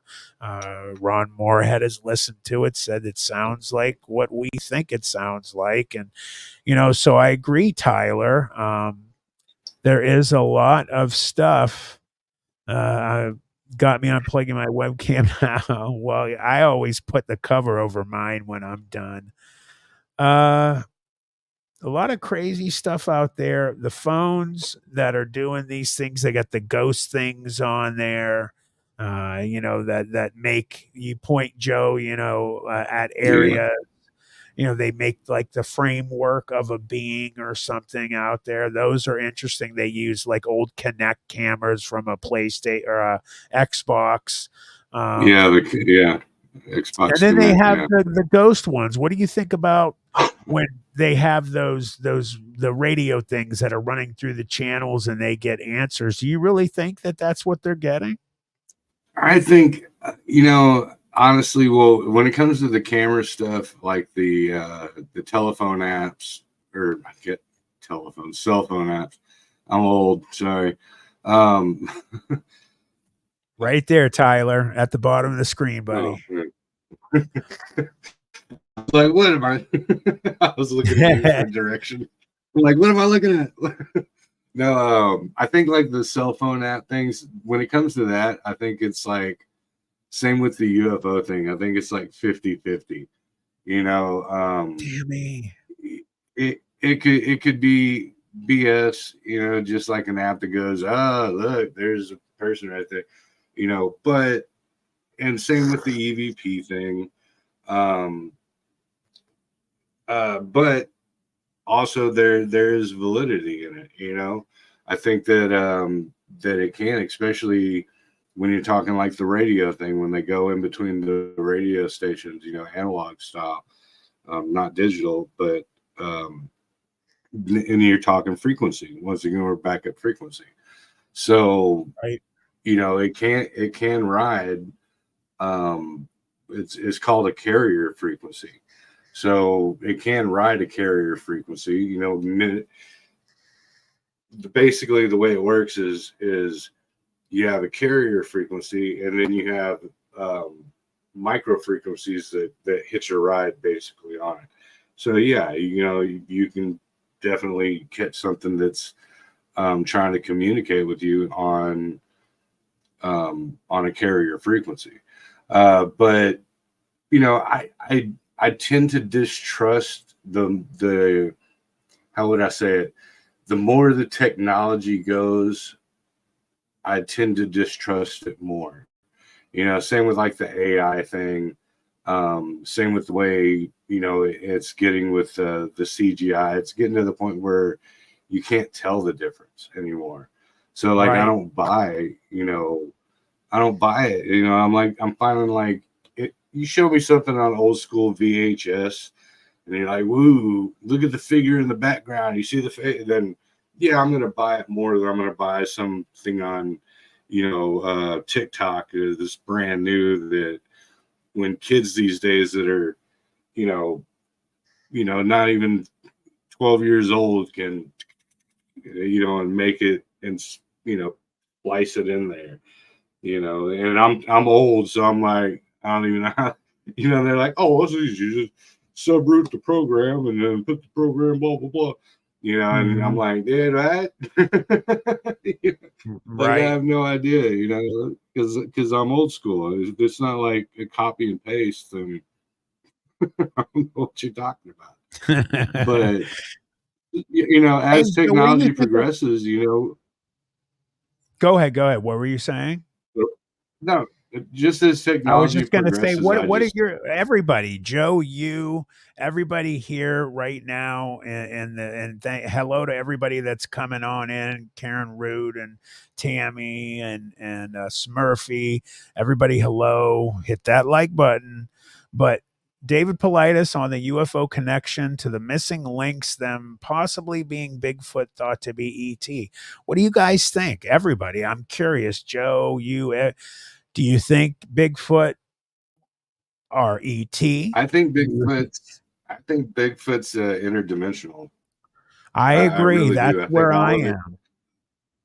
I think That's where I it am. You hear the stems. stories of them holding like those light balls. I think it's interdimensional, and I think it also ties into Nephilim. You Hey, know, Rye. because I was doing a show where I was talking about angelology, right? And um, in the biblically concerned, um, the only angels that ever sinned against God were the cherubim. And if you look into the depth or the description of the cherubim, they had the a face of a man, face of an ox, the face of an eagle, and the face of a lion. So then that got me into, okay, so if those were the fallen angels, and then they have those different DNAs, they have animal DNA. So that got me onto a path of like kind of like the aha moment. You know, I was like, dude, yeah. So there we go. We got thunderbirds, we got, you know, animals, we got, you know, DNA What from do all they these call them different again? The pieces. ones that have a little bit of everything in them. Oh man, I somebody help me out here. Rise here too. I can't think of it. It's when you have a creature that has a piece of all kinds of other. It's on the tip of my tongue. I can't think of it right now. Anybody that could that Oh, what? Yes, Chimera. Thank you, Tyler. It was Chimera. right there. Yeah, the Chimera. So, Chimera, just like you said, Joe, you get a creature like a lion head, eagle wings, wolf body, snake tail. Right. It has all those type of things. So, Yeah. the Chimera are Because wild. because where all animals come from, you know, is basically a root animal.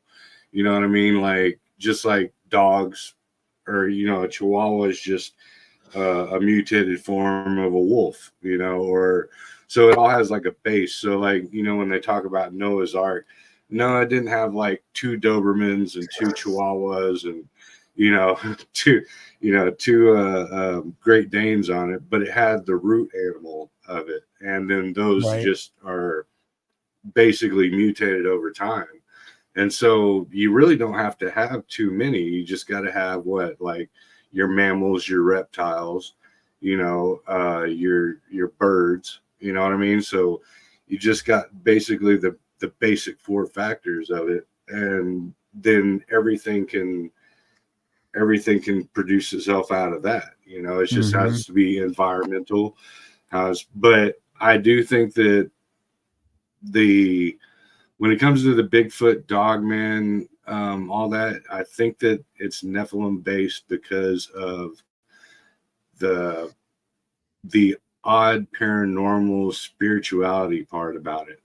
Like you know, people when Yeah. they'll go into the you know and they feel it first. They're like, I don't know, but all of a sudden it just felt weird.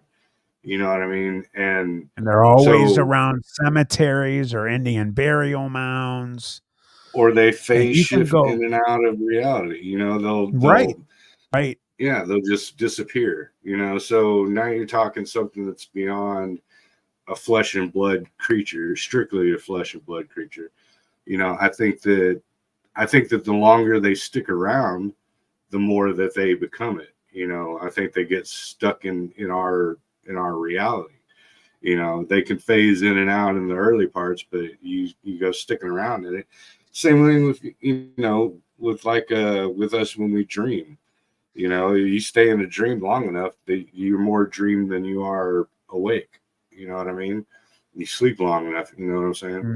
mm-hmm.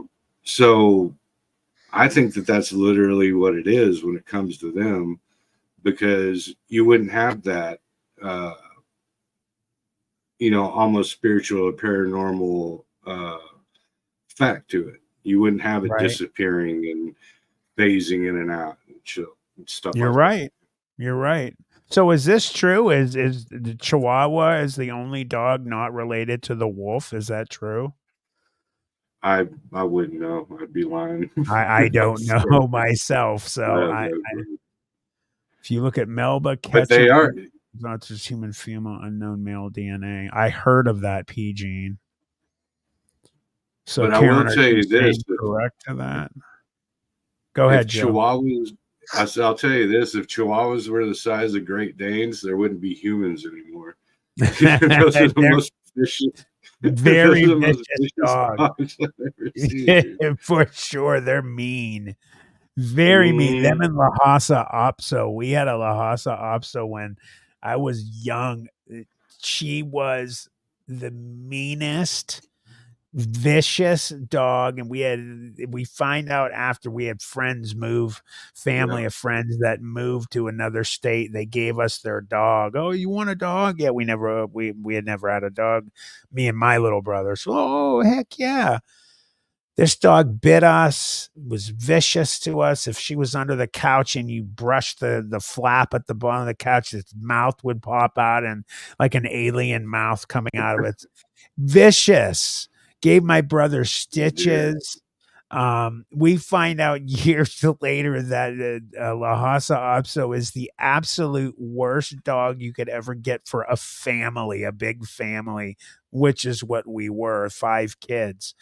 It's just hilarious. Chihuahua may be more related to the rats. It looks like a skinned rat. They're always That shaking. Is it reminds me because they're of cold or they're scared? that. I don't know, man. But I it's don't know weird. either. They're trying to phase back into the other frequency. They're like, I just gotta Right, find the right right. vibration. It's always shaking. Yo quiero Taco Bell. Gracias, Hey, PG. Jen's here. Hey, Jen. Glad to see Oh, everybody's just here. Yeah, so the subject of somebody brought up, the is Jenny there? Have her come on yeah, in. she's she's hiding. Come on Why? around the corner, say hi. Come on, I girl. don't. There you go. Oh, she just came to Yeah, get the she poked her cold. head in. Oh, Yeah, she I came to haven't get seen the her in a liquor. while. Well, hello, Yeah, Jennifer. she I hasn't miss been on seeing any. you. Yeah, she's been like camera shy lately. She hasn't been on any of Oh, my shows or nothing. I'm like, dude, what's up? And she's like, well, I just don't look presentable. I'm well, like, she's bitch, beautiful. She should be sitting next to yeah, you. yeah. I'm saying that's why my Trivial Pursuit horror movie collection's there instead of her. It's like she just doesn't show up anymore. It's cool though. I was gonna say earlier when I panned out to the bigger picture, I was like, oh nice. Yeah, so that's what I was doing on my show, and I think I did it on Texas Front Porch. Um, Okay. every once in a while, I'll randomly pop up like a horror movie question for the chat, so that they can see who gets it first. I mean, we're not winning any prizes because I don't have any to give Right, out. right. Jackie, Eventually, maybe I'd like that's to actually do that. right. Jackie, maybe it's because it was a boy. Usually they say the females when they're fixed are more level-headed, but maybe the male Lhasa Apsos are nicer. She is beautiful, Jackie. She's cool as hell. I love Jen. Yeah, I met Jen before you at the conference. Yeah. Um, hey Ernie, how you doing, brother? Welcome. If the Chihuahua was the sign of a Great Dane, the ankle just became your neck. Yes, for Exactly. sure. You would not survive long. No, My no. my Yeah. Jack It's Chi just, bit me last week. and that's how you know that, God Hey, Brett. exists. Like if mosquitoes were the size of Volkswagens, we'd be history. Oh, that would have That's been over all there is so to long ago, for sure. it. Was walking with the wife in the park once when her sight wasn't so good. She said, "Oh, look at the little poodle. I almost had a heart attack. It was a 2-year-old boy with the very curly hair." Wow, her eyes were definitely not good. Were you guys partaking in any smoking or anything?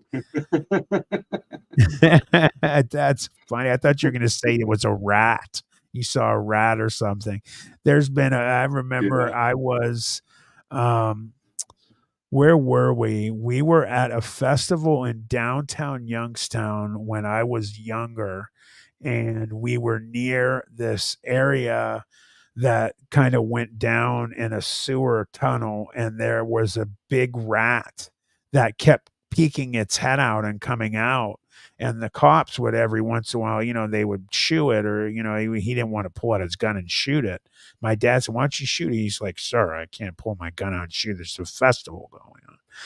And my dad laughed, but I remember we're sitting there and we kept watching, because when it would pop out, it would pop up indiscreetly, just never any telltale sign, and people would flip out.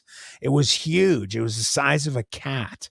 And it popped out this one time, and this little old Italian lady was walking by. She had a sausage sandwich in her hand. She was, "Oh, look at the cute kitty." And we all just started laughing. We were like, "Yeah, go ahead and pet it." I would That imagine. reminds me of that scary stories to tell in the dark. That one story where they bought the little dog in Mexico, Hey, and it turned Mickey. out to be a sewer rat. They took it to the I vet, and love the that vet's like, book. "No, that's not a Both of dog." those books. Those were great Oh, they're stories. great. I like Yeah, the one of the ones was the toe, which was so yeah. gross, by the way, Where's because my toe? the guy ate the toe, which was so strange. He found a toe and ate it. Like, he was a cannibal. So he deserved to get well, then the other one, the guy saw something at the end of his bed and he blew his foot off or something with the shotgun. Yeah, or the one where the So chick had the pimple and she popped it, and all the little spiders ran it because it was actually the that's a necessary. true story right there, man. I knew of a girl that went to my grade school, St. Edward's Junior High in Youngstown, and this girl got this. She had this big, like, on her forearm. She had this big bump, and it just kept getting bigger and bigger, and it hurt her, and she like said that she felt like things were moving. And of course her parents are telling, "You're just being nuts," and stuff. They took her. Yes, bot flies, Smurfy, are absolutely horrific, but they took her to her doctor and they lanced this big bump, and hundreds of little spiders came out of her arm. I knew Nasty. this girl. I'm not going to say her name, but I knew her. Yeah. Oh, I don't do spiders. I would rather Leave it as deal with the Jen. big. I would rather deal with the dog man again instead of big spiders. I don't like spiders. Yeah. Jen's the And same you, way, dude. She's got a 6'6.5" python, or I mean I not like yeah, ball snakes. python, and she loves it. But dude, you get a freaking spider the size, this freaking big, and she's like, nope, kill it, kill Do it, you get ever it. see those videos they have on YouTube of people in Australia get these spiders? They're like this big. Yeah, Oh they're hunter my spiders or God. something like that. Yeah, I would have a heart yeah. attack. There's a video. I See, I don't know if you guys know about this.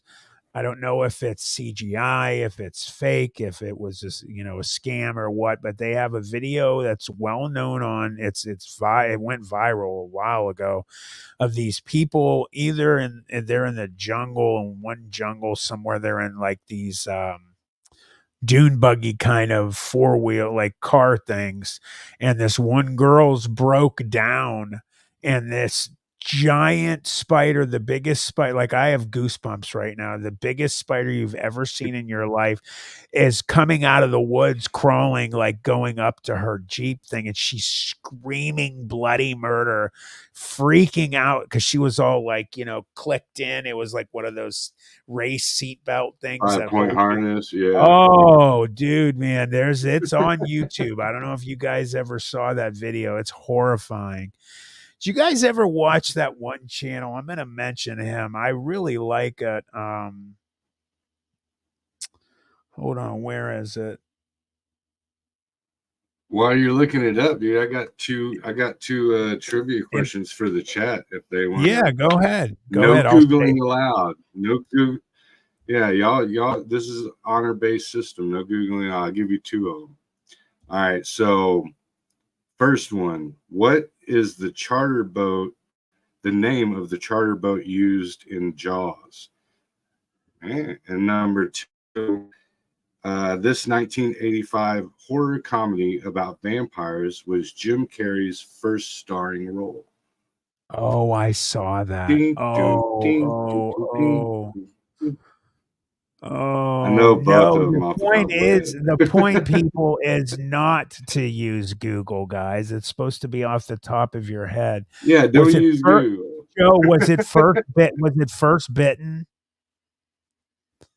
Yeah, it was. Yeah, It was, baby, I got it. I remember that. That was a good movie. First Bitten. That's a good one. The blonde in that is hot. yeah. The SS, is it the SS Minnow? No, I'll give you a hint. It's the name of a specific type of whale. Yeah. That's all you get. No more hints. Is it the blue? The blue? Yeah, Joe got it. The orca. Orca. Oh, that's right. I remember the orca. Joe Smith is the winner. Ding, ding, ding, ding, ding, ding, ding. Yes, I got first bit. No, those are fun, man. Especially like whenever you're like. The minnow is from. Those are fun whenever, like, especially when you get to that. Gilligan's Island. Joe, I'll make a point to always do that, man. Thanks for doing that. A lot of people saying orca. Yeah, I remember it now. I can see it. Yes, the minnow was Gilligan. I know. Oh, speaking of the orca, did you guys ever see the movie Orca? Do you remember that movie Orca? Did you guys see it? That was a good one. The part of that movie that always stuck out to me the most was when the orca bit that lady's leg off. She had a cast on, and it bit her leg off. Yeah. And by the way, the channel that I'm going to mention for tonight, and I'd love it if he finds out about it, and I'd love to have him on sometime. It is called the That Is Impossible channel. This is one of my favorite channels on YouTube. They have tons of awesome videos. What he does is he gets people that send him videos of like UFOs or cryptids or crazy things, noises in the air, anything, Bigfoot, and he talks about the videos. It's an awesome channel. It's one of, like I said, one of my favorites. And I mean, he has 1.6 million subscribers, but his Hi, videos are Mickey. awesome. So anybody ever goes to see his thing, give a shout, say, hey, Matt Emshit Planet 412 was giving you a shout out. I'd love to have him on and talk to him. He's a cool dude. It's a great channel. Check him out. Yeah, he did a good coverage on that one dude that Hey, Brett. that spotted that. It was like an extended version, but he spotted that giant on top of the mountain, and then kept going looking for it, and then eventually the dude was unalived. I don't know if you remember that. I think it was I wanted to say like northwest somewhere up there.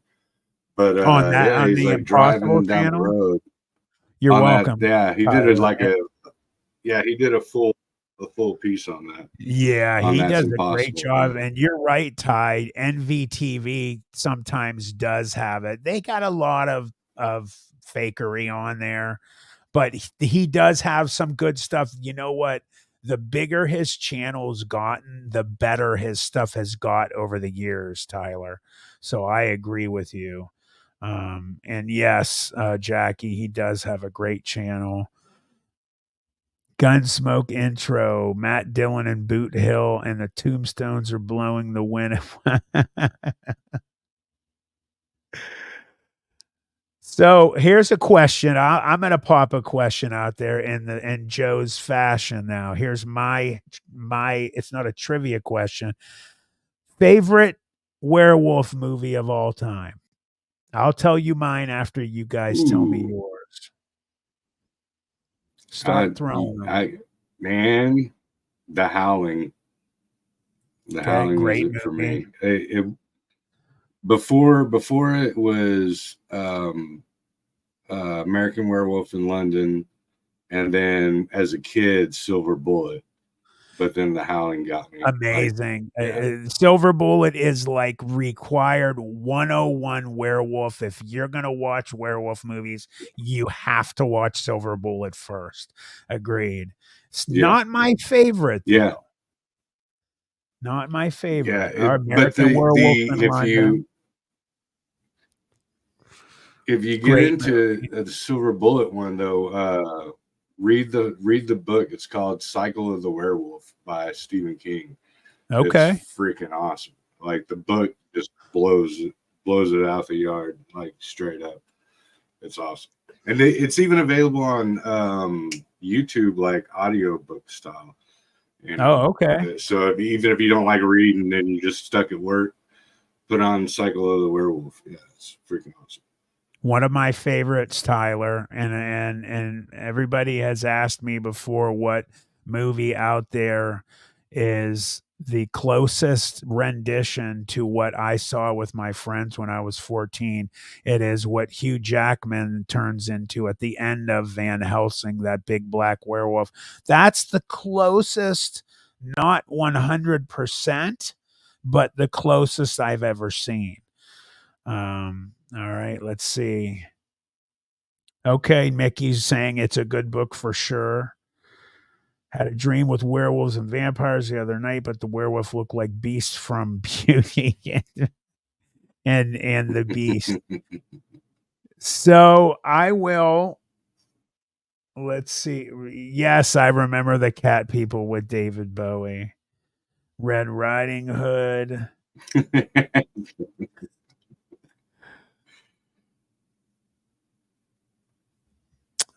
That's interesting, P. Jane. So I will tell you guys my favorite werewolf. There's one and there's a close second. They're newer. Dog Soldiers is my favorite werewolf movie Dogs. now of all time.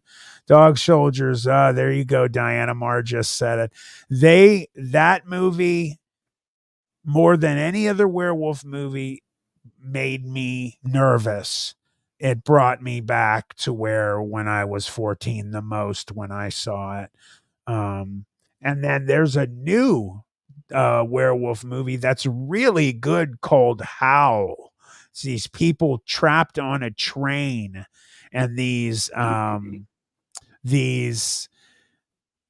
crazy kind of werewolf creatures are hunting these people. So try Howl.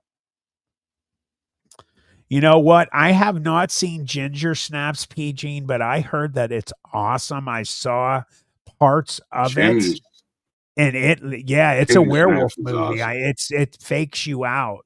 But yeah, I saw Oh, yeah. parts of Ginger Snaps, and And it looks the chick's, excellent. I want to see that. and that chick is totally hot. Yeah. Wolf. The one I like out of all of them was the Ginger Snaps Back. I think it's part 3. So there's Ginger Snaps, there's Ginger Snaps 2, and then Ginger Snaps Back, which takes it. I have to go back to I want to say like Roanoke, you know. Yeah, Snaps Back is Agnes, yes, and very scary. The first time they show this werewolf what they look like, it is really scary. And you know, I just want to say real quick too, I'm late on saying this. I just want to say hello to also, as always, everybody on Rumble and pilled.net. We will thank you guys for being here. I'm going to make sure that I get very soon it figured out, be it that I set up just my other computer, so I can see the chats too. I have another computer and a couple Chromebooks. I'll set them up so I can address you guys in the chats from Pilled and Rumble. So thank you. Brett, Phantasm scared the hell of me when I was a tiny tot. That was such a wild movie. It always freaked me out, but it like I couldn't not watch when the thing balls would fly around and hit the people in the head and then drill into their head and spray their brains out all over the place. Yeah, the tall man was a trip. He was a good antagonist. Yeah. Carol. Oh, Ginger Snaps is Lee. Yeah. Check it out, Lee, Chris. Ginger Snaps is freaking, it's about these two sisters and one gets werewolfed out. Yep. And but it's freaking awesome, man. You know, and totally Carol, hot. Yeah, I saw parts of it, Joe. It is. And Carol, I agree. I mean, obviously, you know, when you see something like that for real, you know, there's nothing that can, you know, replace the Right. fear and what, but you know, some of these movies have brought me back there. And again, Dog Soldiers for sure brought me there. Again, I got nervous during that movie. And when I saw Van Helsing for the first time in the movie theater, I actually put my hand in my head at one point at the end. So, Exists is a freaky Bigfoot movie. There's this one Bigfoot movie is Exists, the one where the guy is paralyzed and he's in the wheelchair. Did you guys ever see that one? It's like at a campsite. The one he's like been in a lot of movies. He's in a wheelchair. He has a guy taking care of him, a nurse, a friend, or something. And then he starts to witness, of course, there's like a group of girls at the campsite across, and he's peeking on them with binoculars, and he starts seeing them getting taken out by Bigfoot. And at one point, the guy doesn't believe the guy in the wheelchair awesome. that there's Bigfoot killing people, and he tries to put him out with a needle, and the guy takes it from his shirt and sticks it in his neck and makes him go to sleep. And then the Bigfoot comes after them, and just when it's about to kill him, the nurse had woke up and he puts an axe in its back, and it's like it turns around and it picks him up, and it has him holding him, and he opens its mouth real wide and it bites down. So like his teeth come here in between his mouth, and he bit the top of his head off. So only the bottom jaw and the bottom is just like there. It was such a crazy scene. I forget the name of that movie. It might be Exists. It's a good one. Look that one I'm gonna up. have to find that because that sounds friggin' awesome. It was And good. you know me, That's I'm a up your horror movie style, Joe, for aficionado. sure. Hey Matt, didn't you say when you saw Dogman that it had a tentacle on it or some kind of long? No. Um, so what you're I think confusing is when it walked by a fire that we had, its front left arm basically did like a predator cloak.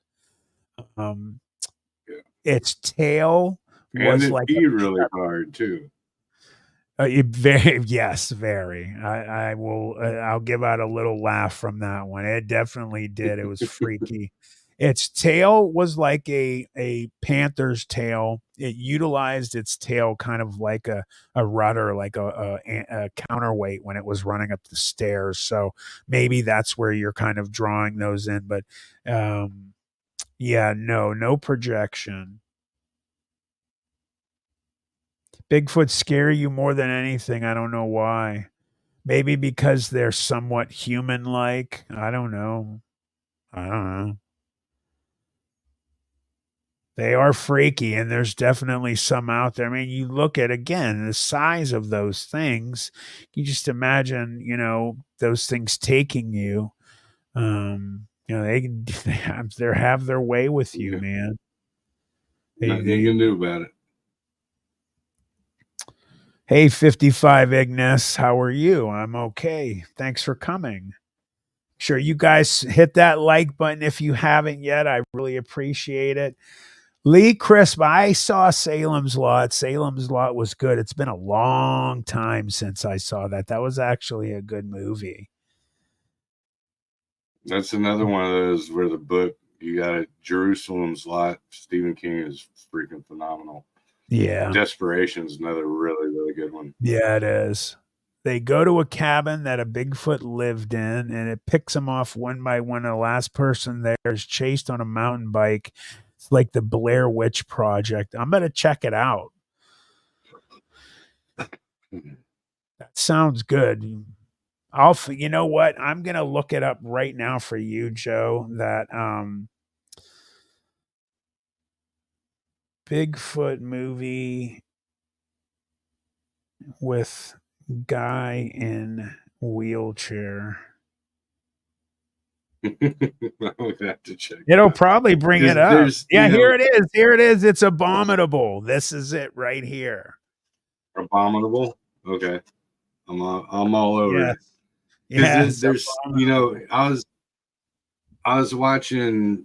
So for Father's Day, my Jen and my youngest son bought me a beer mug and the entire Tremors collection, the movie. And I was sitting there watching Tremors. We all watched it back in the day, but when they get everybody up on the rooftops and stuff, like I realized what it really is, and the horror of being stuck and not being able to move, because it's basically the same scenario as Jaws, just on land instead of on water. You're basically at the elements' mercy. So the wheelchair thing, yeah, like being non-mobile, limited mobility, and then having a predator looming in. That's what gives you that, yeah. that ominous fear. You know what I mean? That's what makes it. Because otherwise, Jaws wouldn't even be a scary movie. It's about a freaking shark. We got millions of sharks out in the ocean, but you're on a boat and you're stuck. You against the man-eating shark, and there's nowhere to go. But that's that concept. The most horrifying way I think to die, by the way, is for me. And there's another question for all of you out there. What would be the worst way to die? And I'm not going to let you pick a cryptid. That's not allowed because that would be horrific. And I know what's happening, and I don't want to discuss it. I don't want to go there right now. I'm in a good mood. So, just without going cryptid, what would be the worst way you could die? For me, it's a shark attack. There's just nothing worse, in my opinion. I'm Right. curious what Yeah. you guys will say. That's a weird one on me, man. Is that true? Hammerhead gets as large as whales? Are you kidding me? I've never heard that personally, because that, Mm, as far as I know, drowning. the largest shark is a whale shark. Yeah. But I mean, I could be Yeah. wrong. Shark is because you're, for me, drowning and being eaten at the same time. It's like just the ultimate. It's horrifying. Trapped in a But we small can't. space. Can we use? Oh, So does cryptid include like any kind of fictional? I mean, like, because like being bit by a zombie and knowing that I'm gonna change and go out, that would suck. Because for me, the worst death thing is the longer it lasts, right? So like drowning, fire, you're only gonna last about oh, you fire would know be the most a painful. minute maybe. Well, the fire will burn your nerves out, so eventually you won't feel anything. So but you're still talking like a minute or less. Like if I get a chunk taken out of me by a zombie, then I'm like, all right, well, I'm gonna finish this bottle because I only got about 30 minutes before I start turning into one. Yep. Like Yep. the timing. That's horrible. Thanks, Tyler. But I appreciate it. Let's see. Well, I don't know. I already bled to death once. So did I. So that's not scary. So probably, me, Pete, I have some similar things with you people. So if those of you that don't know, I had a real near death experience when I lost my leg in April of 2022. I had fallen a couple times and I had an opening on my suture line that got like this big. You could see into the leg, and long story short, my artery blew in my leg and I bled to death in my wife's car in front of my daughter and my wife, and my heart stopped for over 90 seconds. I had a near death experience. So that happened to me as well, PG, and that is, and the feeling is so horrific, like knowing that your life is slipping away and feeling it. That was, oh, I don't want to talk about it anymore. Oh, yeah, that's yeah, wild. Plan dude, 412. yeah, Nice Batman site. Yeah, it's new. Thank you, 55. I just got that today. It came in the mail today. I appreciate you noticing that. Yeah, I like it too. That's why I got it. yeah. During Hurricane Harvey, I actually I was going to a buddy's house right before because I knew everything was starting to flood out, and I was like, "Hey, man, did you make it? Back to your house? And he's, yeah, the roads are clear." And long story short, I was going down a back road out in the country, no lights, no nothing, and ran into a wall of water basically, and ended up having to kick my way out of my car through the window, climbing my car, and then my car slowly started getting flooded over. Climbed up a tree, and so I'm like stuck in the middle of the country, pitch black, no one's out there, and just roaring river of water, underneath me, and uh, that it was frightening to a point, and then like I guess a peace came over me, and I was like, as long as my family's good, I'll be good. I ain't tripping about it. Just I had my one-to-one with God. I was like, just take care of them. I'll be all right. So the drowning thing, it was scary for a faction, but eventually it became like a common understanding, because it's one of those weird things. Like we all have that. They say the two things that that you fear the most are death and public speaking. But Yeah. if you really think about it, I love public speaking. death is something that I do too. But death is something that we all do. So it's like it kind of gets to a, you know, why worry about it? It's just something we all do eventually. It's just like jumping off a diving board for the first time. Yeah, you're scared, but everyone's done it. You know what I mean? Like, right. So you kind of get that, you know, you kind of get that closure about it. Right. So it doesn't bug me as much anymore.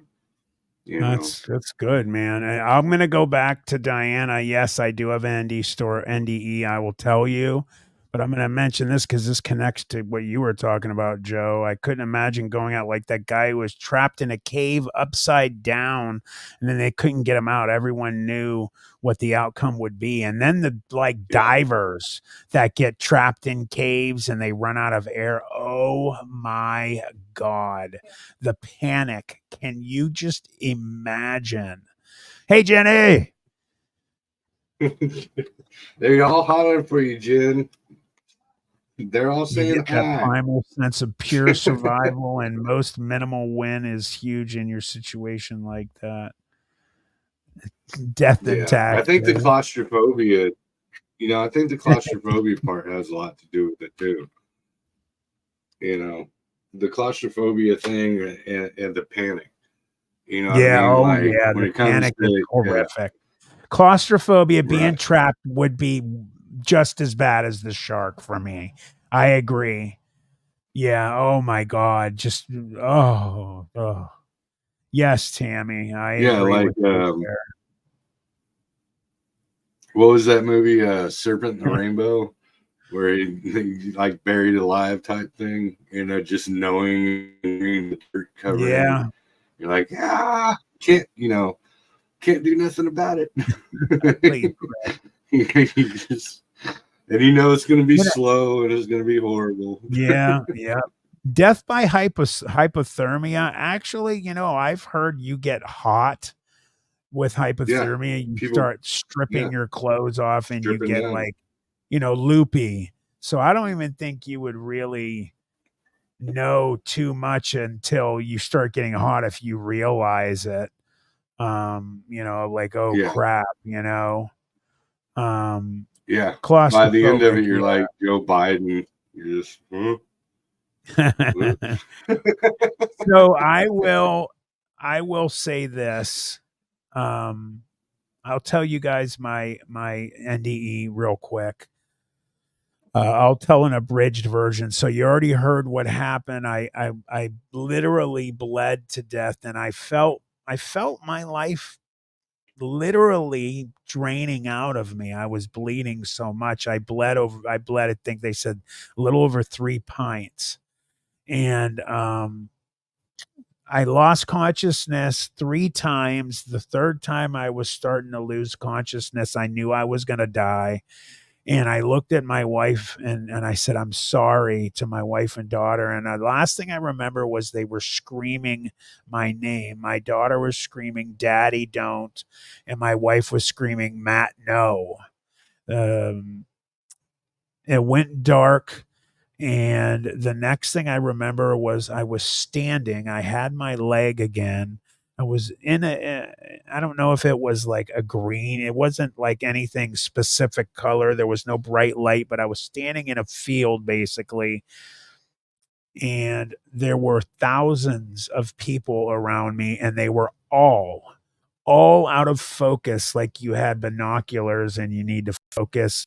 And when, you know, people, they were all blurry. Some were looking at me. I could tell they were looking at me. Some were facing me. Others were facing away.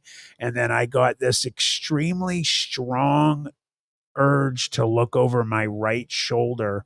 And when I did, I saw my mother and father, and they're gone. And it was really them. And it was, you know, you hear people talk about near-death experiences, and then you always get your clinical side of things. Some doctors will come in and they say it's a rush of melatonin and other chemicals in the body that, you know, cause this event to happen. I'm telling you right now, It happened. 100% it happened. It was as real as me talking to all of you.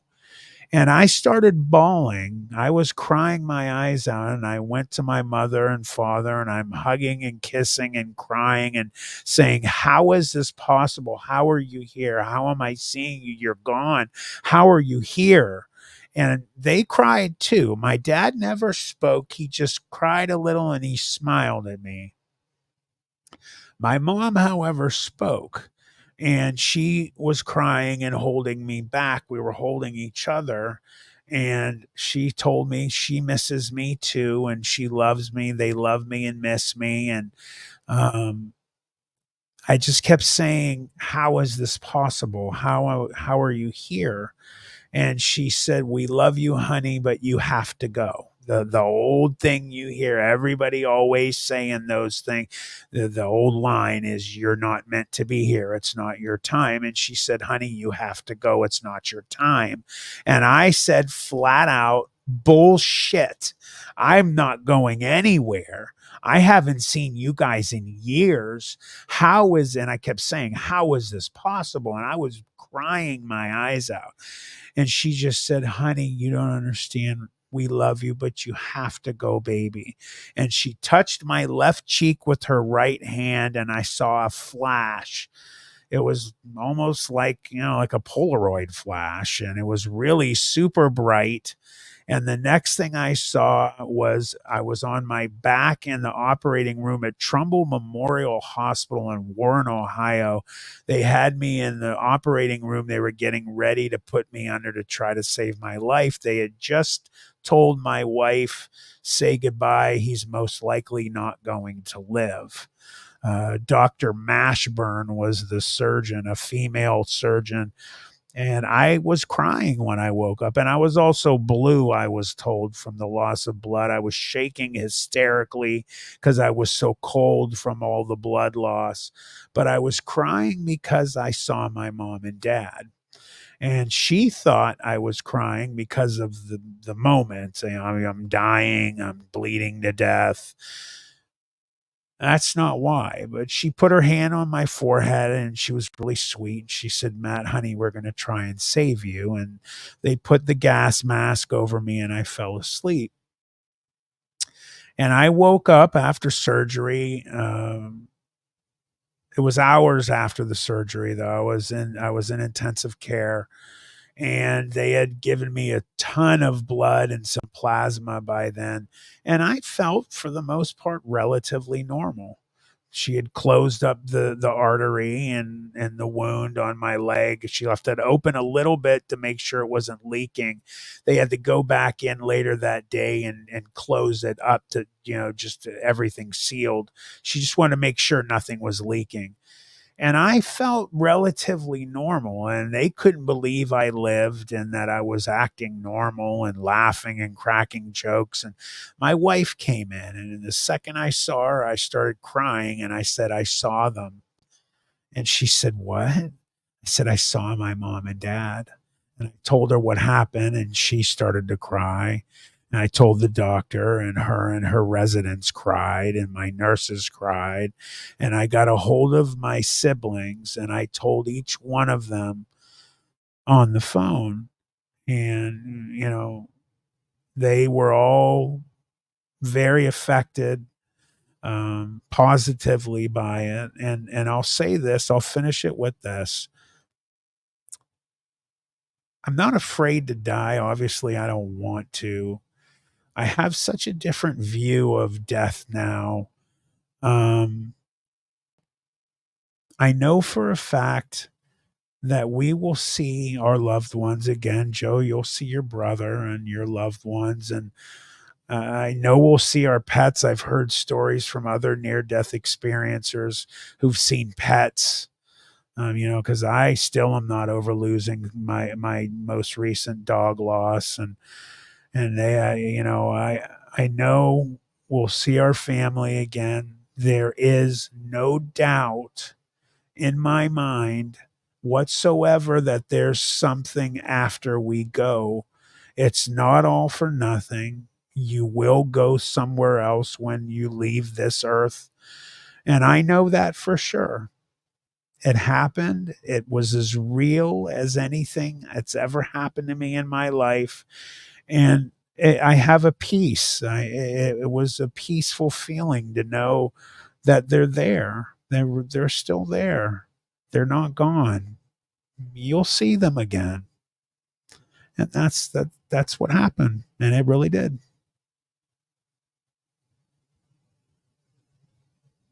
And you Well, he guys are owes me some money, so he better pay me when I get there.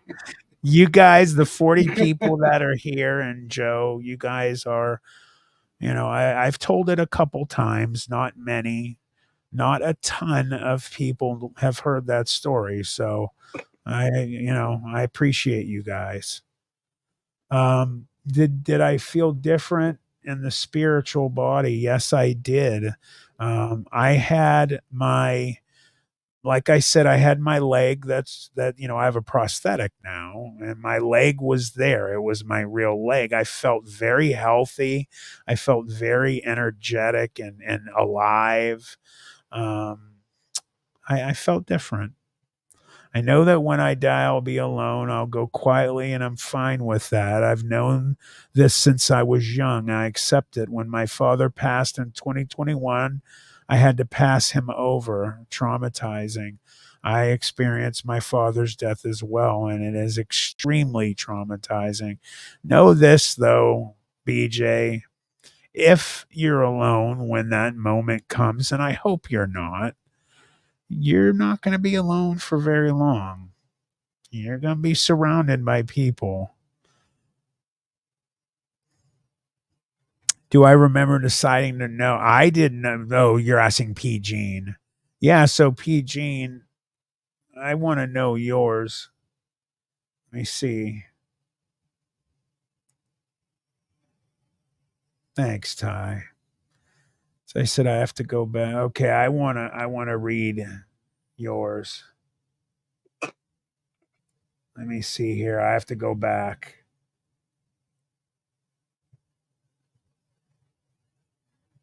P. Gene.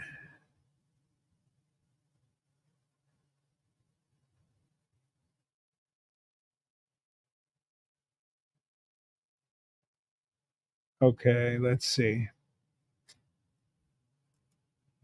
Felt my heart flutter and stop after a placenta previa. It didn't hurt. It was scary. I went to the waiting room, white, gray place, luminous, and a voice said, "You can stay or you can go."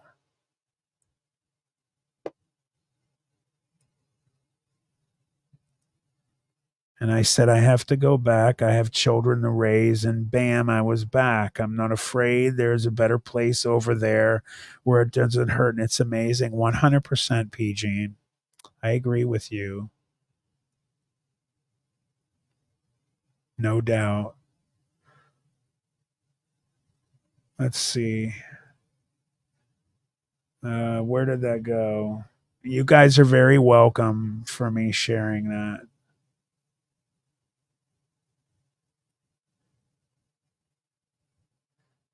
Matt, did you see when you first had your ND? I think you heard it. If you didn't, the first thing I saw, I was in a big field, and I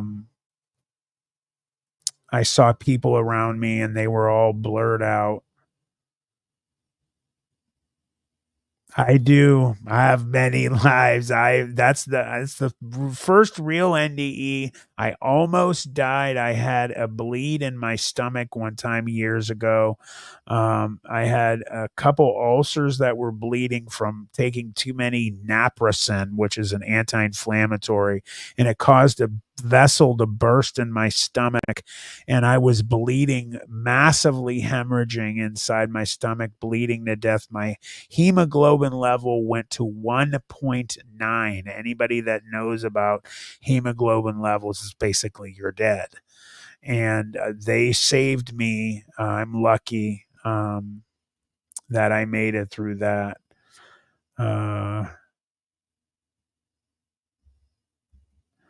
I hate mom was alone here, but no, my dad was waiting for 100%, Mickey, for sure.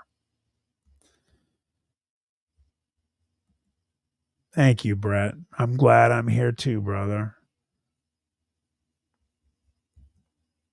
My father was stuck here. He went very quickly and didn't know what happened when he went. He came to me that night and asked for help. He was afraid. I helped him pass over. That's beautiful. I'm sorry that happened.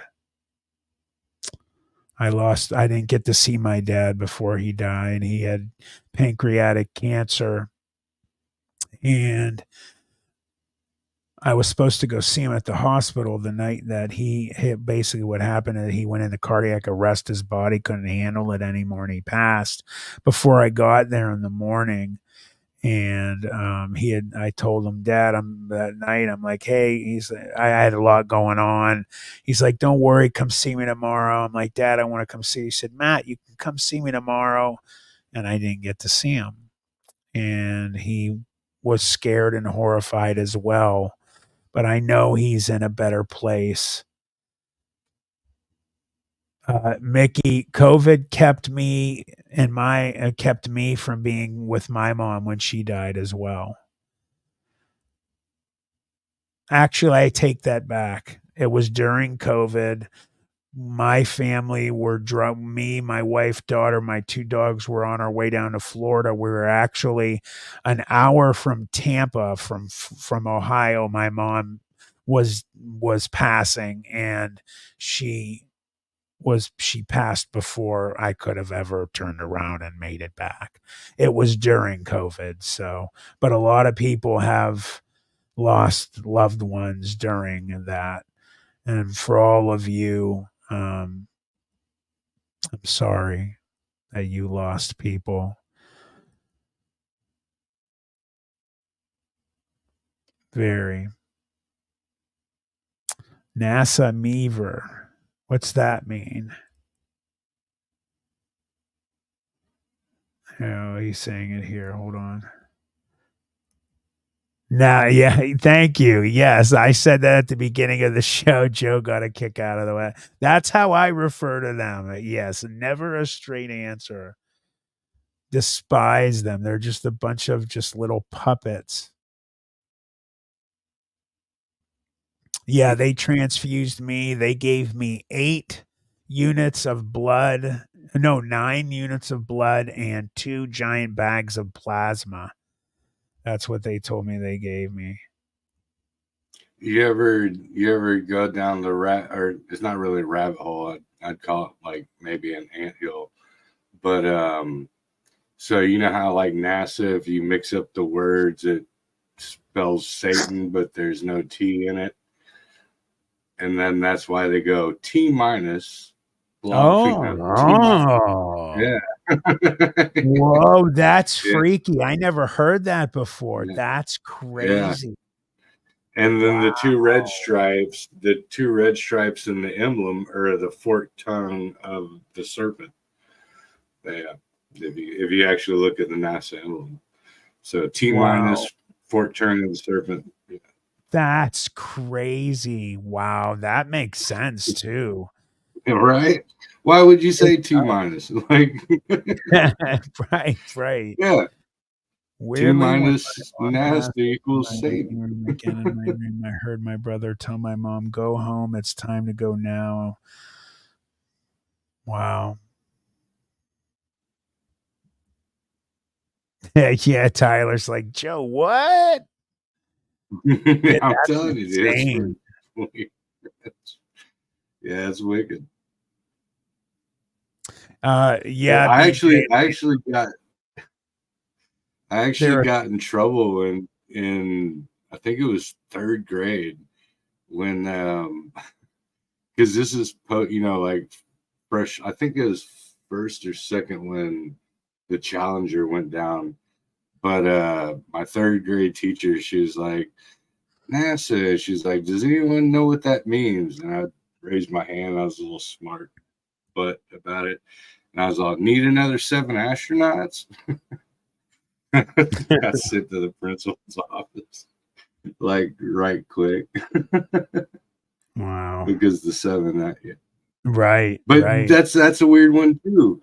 They found all those. They found, and they're still using their original names. Oh, really? If you actually look it up, yeah, all the quote unquote astronauts that went out on the Challenger, they're professors at universities. They use their same first and last names. They found, I think, 5 out of the 7 of them are in public view. Yeah, it's pretty tripped out, man. Like it was all a hoax. It was all a bunch Oh, of okay. BS. Amy, that's beautiful. And that's a blessing. That's really special. She's lucky that Yeah, she. Go ahead, Joe. P. Gene. Yeah, they pretended to be twins. Like that there was the Asian dude. He pretended to be a twin, and the African American dude pretended to be twins. But there's no. But why have the same freaking name? You know, if I have twins, I'm not going to name them Matt and Matt and Joe and Joe. You know what I mean? Like, Right. yeah, it's definitely sums up. Agreed. And that's where I go back to that the funds appropriation. You know, they're like, oh, we got this new thing. It's called, you know, and sorry, I mean, I know we were talking about the other thing, but No, it that's just got my okay. mind. That's okay. I just want to let their things go up. Yeah. But it just got my mind cooking to the fact that, like, oh, we made this thing called a shuttle, right? It looks like an airplane that doesn't have any propulsion system, yet, you know, you're supposed to be able to fly this giant freaking brick, you know, through the air and be like, oh, it's a glider. It's just, you know, 4,000 times heavier than any glider. You know, that's the Right. whole point of a glider. You know, yeah, like, no, dude. Oh, we were supposed to believe that thing can just come back into the atmosphere and just coast off of the, you know, the thermals of you know, Yeah, and the land, you steel. know. Yeah, it's just stupid, man. It's that narrative. Like, if you back to what dude was saying about NASA, and you know, like what you said in the beginning, it's just I Yes, don't know. Antonio. Once the first domino falls, they all fall behind. You know, Right. lie after lie. Well, I'll tell you what, this has been a very good night. And yes, Antonio, Abominable is that Bigfoot movie. I wanted to I'm watching it. yeah, you guys definitely check it out. Let me know what you think of it. I want to thank everybody for hanging out tonight. This was a very special live stream for me tonight. I haven't got to hang out with my man Joe in a while. Joe, I was very happy that you got to come along. It was a great time. I'm very blessed to have everybody here who shared this night with us. And Joe, you want to let everybody know what's going on with you and your channel? So yeah, I mean, well, my channel is very loosely kind of based. You can ask Mickey G. She knows, she tunes in every time I'm on. No So apologies, Mickey. usually Saturday nights, usually Saturday nights, me and my buddy Richard Woody, he comes on and he does documentaries and stuff like that, and we'll get on there and type it out, hang out, have a good time. The 20, let me see, let me bring up my calendar real quick, excuse me. The 29th, we're actually scheduled to go out to San Antonio and do a paranormal investigation. There's a YouTube channel called RIP Paranormal, I believe it is, and they do ghost hunts and stuff like that. So I'm going to tag along and just go messing around with them. Awesome. Also, Friday nights you can usually find me on almost always on Paranormal Roundtable, and because Josh Turner has me, Monica Rollins, and Abe on there. Okay. And then Sundays I usually do like a homie kick it kind of thing. And on my channel, as it works, there's if you're offended by certain things or certain language, then it's not your place to come hang out, because we just BS and we just have a good time, and there's no I guess you call it restrictions about what we talk about. Okay. But other Hey, than Joe, there's a that, question for you real quick. Ever think about go for it. investigating Bobby Mackey's music world? I have, definitely. I'm sure you would too. Do you know about Bobby Who's this? Mackey's? Bobby Mackey's Refresh my supposedly memory. has a portal in their basement. Demon that thank you, Brett. I appreciate it. I agree. Bobby Mackey's is one of the most haunted places in America. Like a country singer kind of bar. A lot of people got famous there, but Okay. there's supposed to be a portal down in there. I can't wait to see you do it. That's something that, just to let everybody know a little snippet, we're going to be here on the 412 going to a couple places this summer as well. It's a secret where, but we will go on site to two different places this summer, and it's going to be fun. So I'll get a little taste of what you're doing, Joe. I can't wait to see that video of you going.